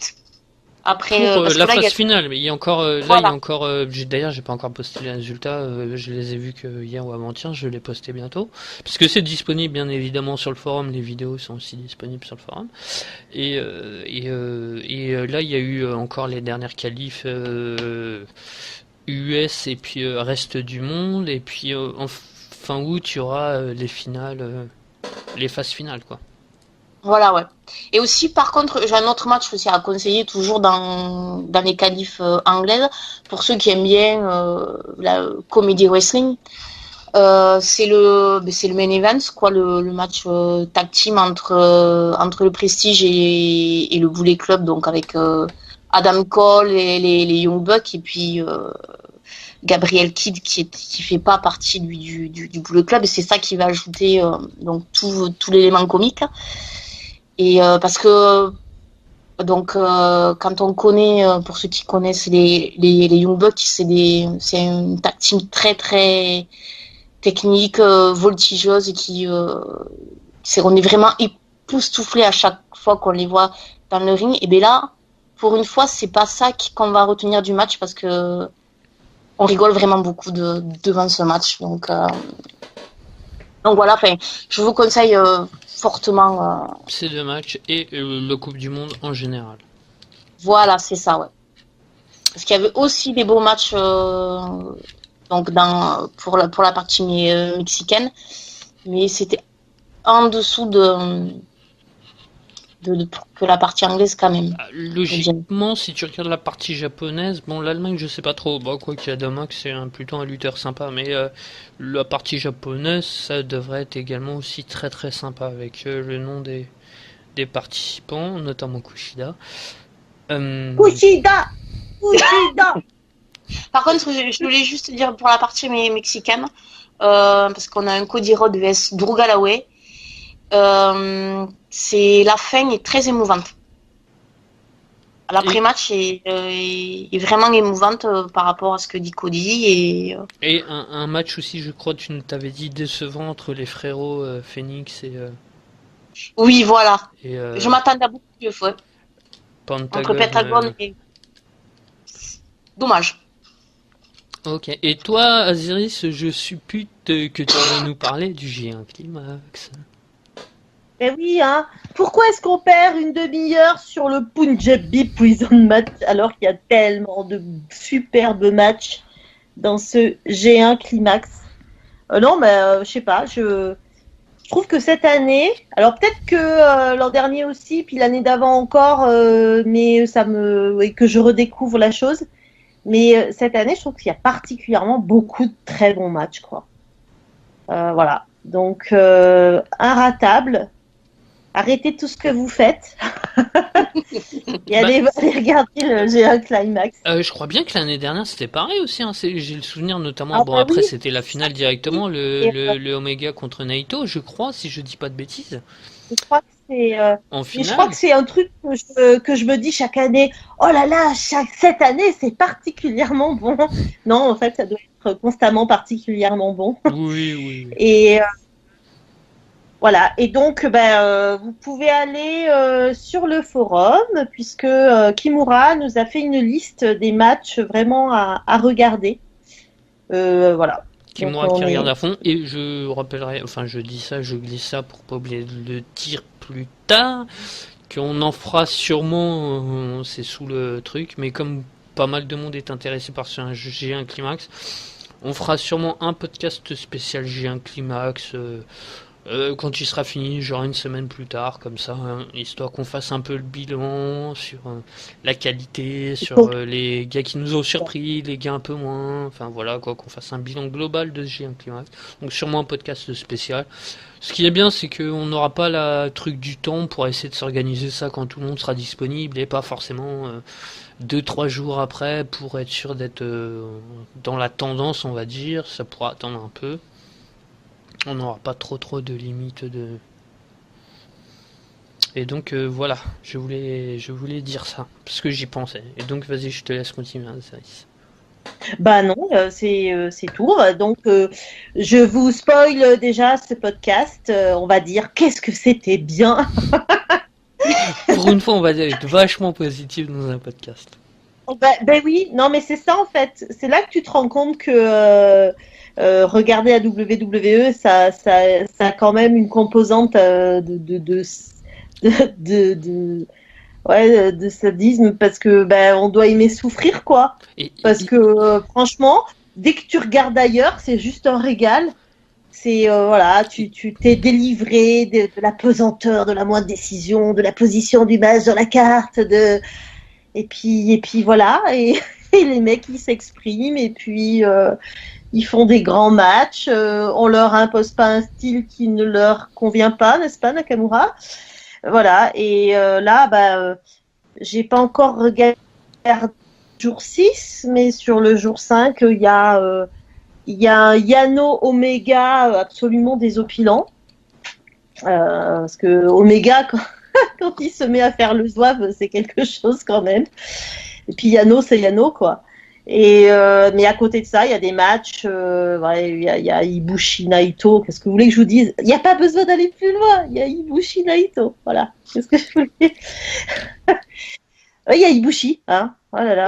Nous avons... Oui, ça va.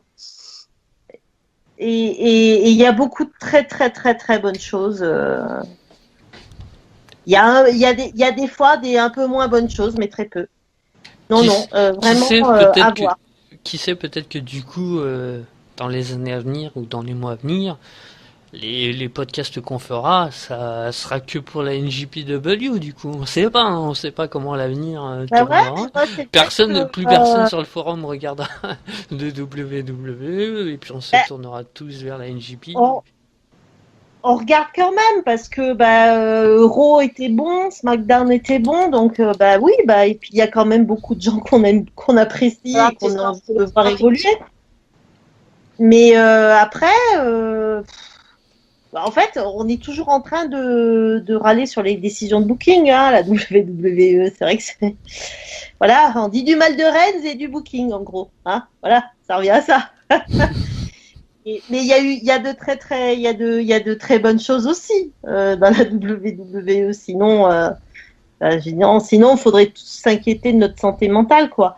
Et puis, malgré tout, la New Japan, c'est un style particulier. Bon, c'est pas ultra varié et c'est pas non plus.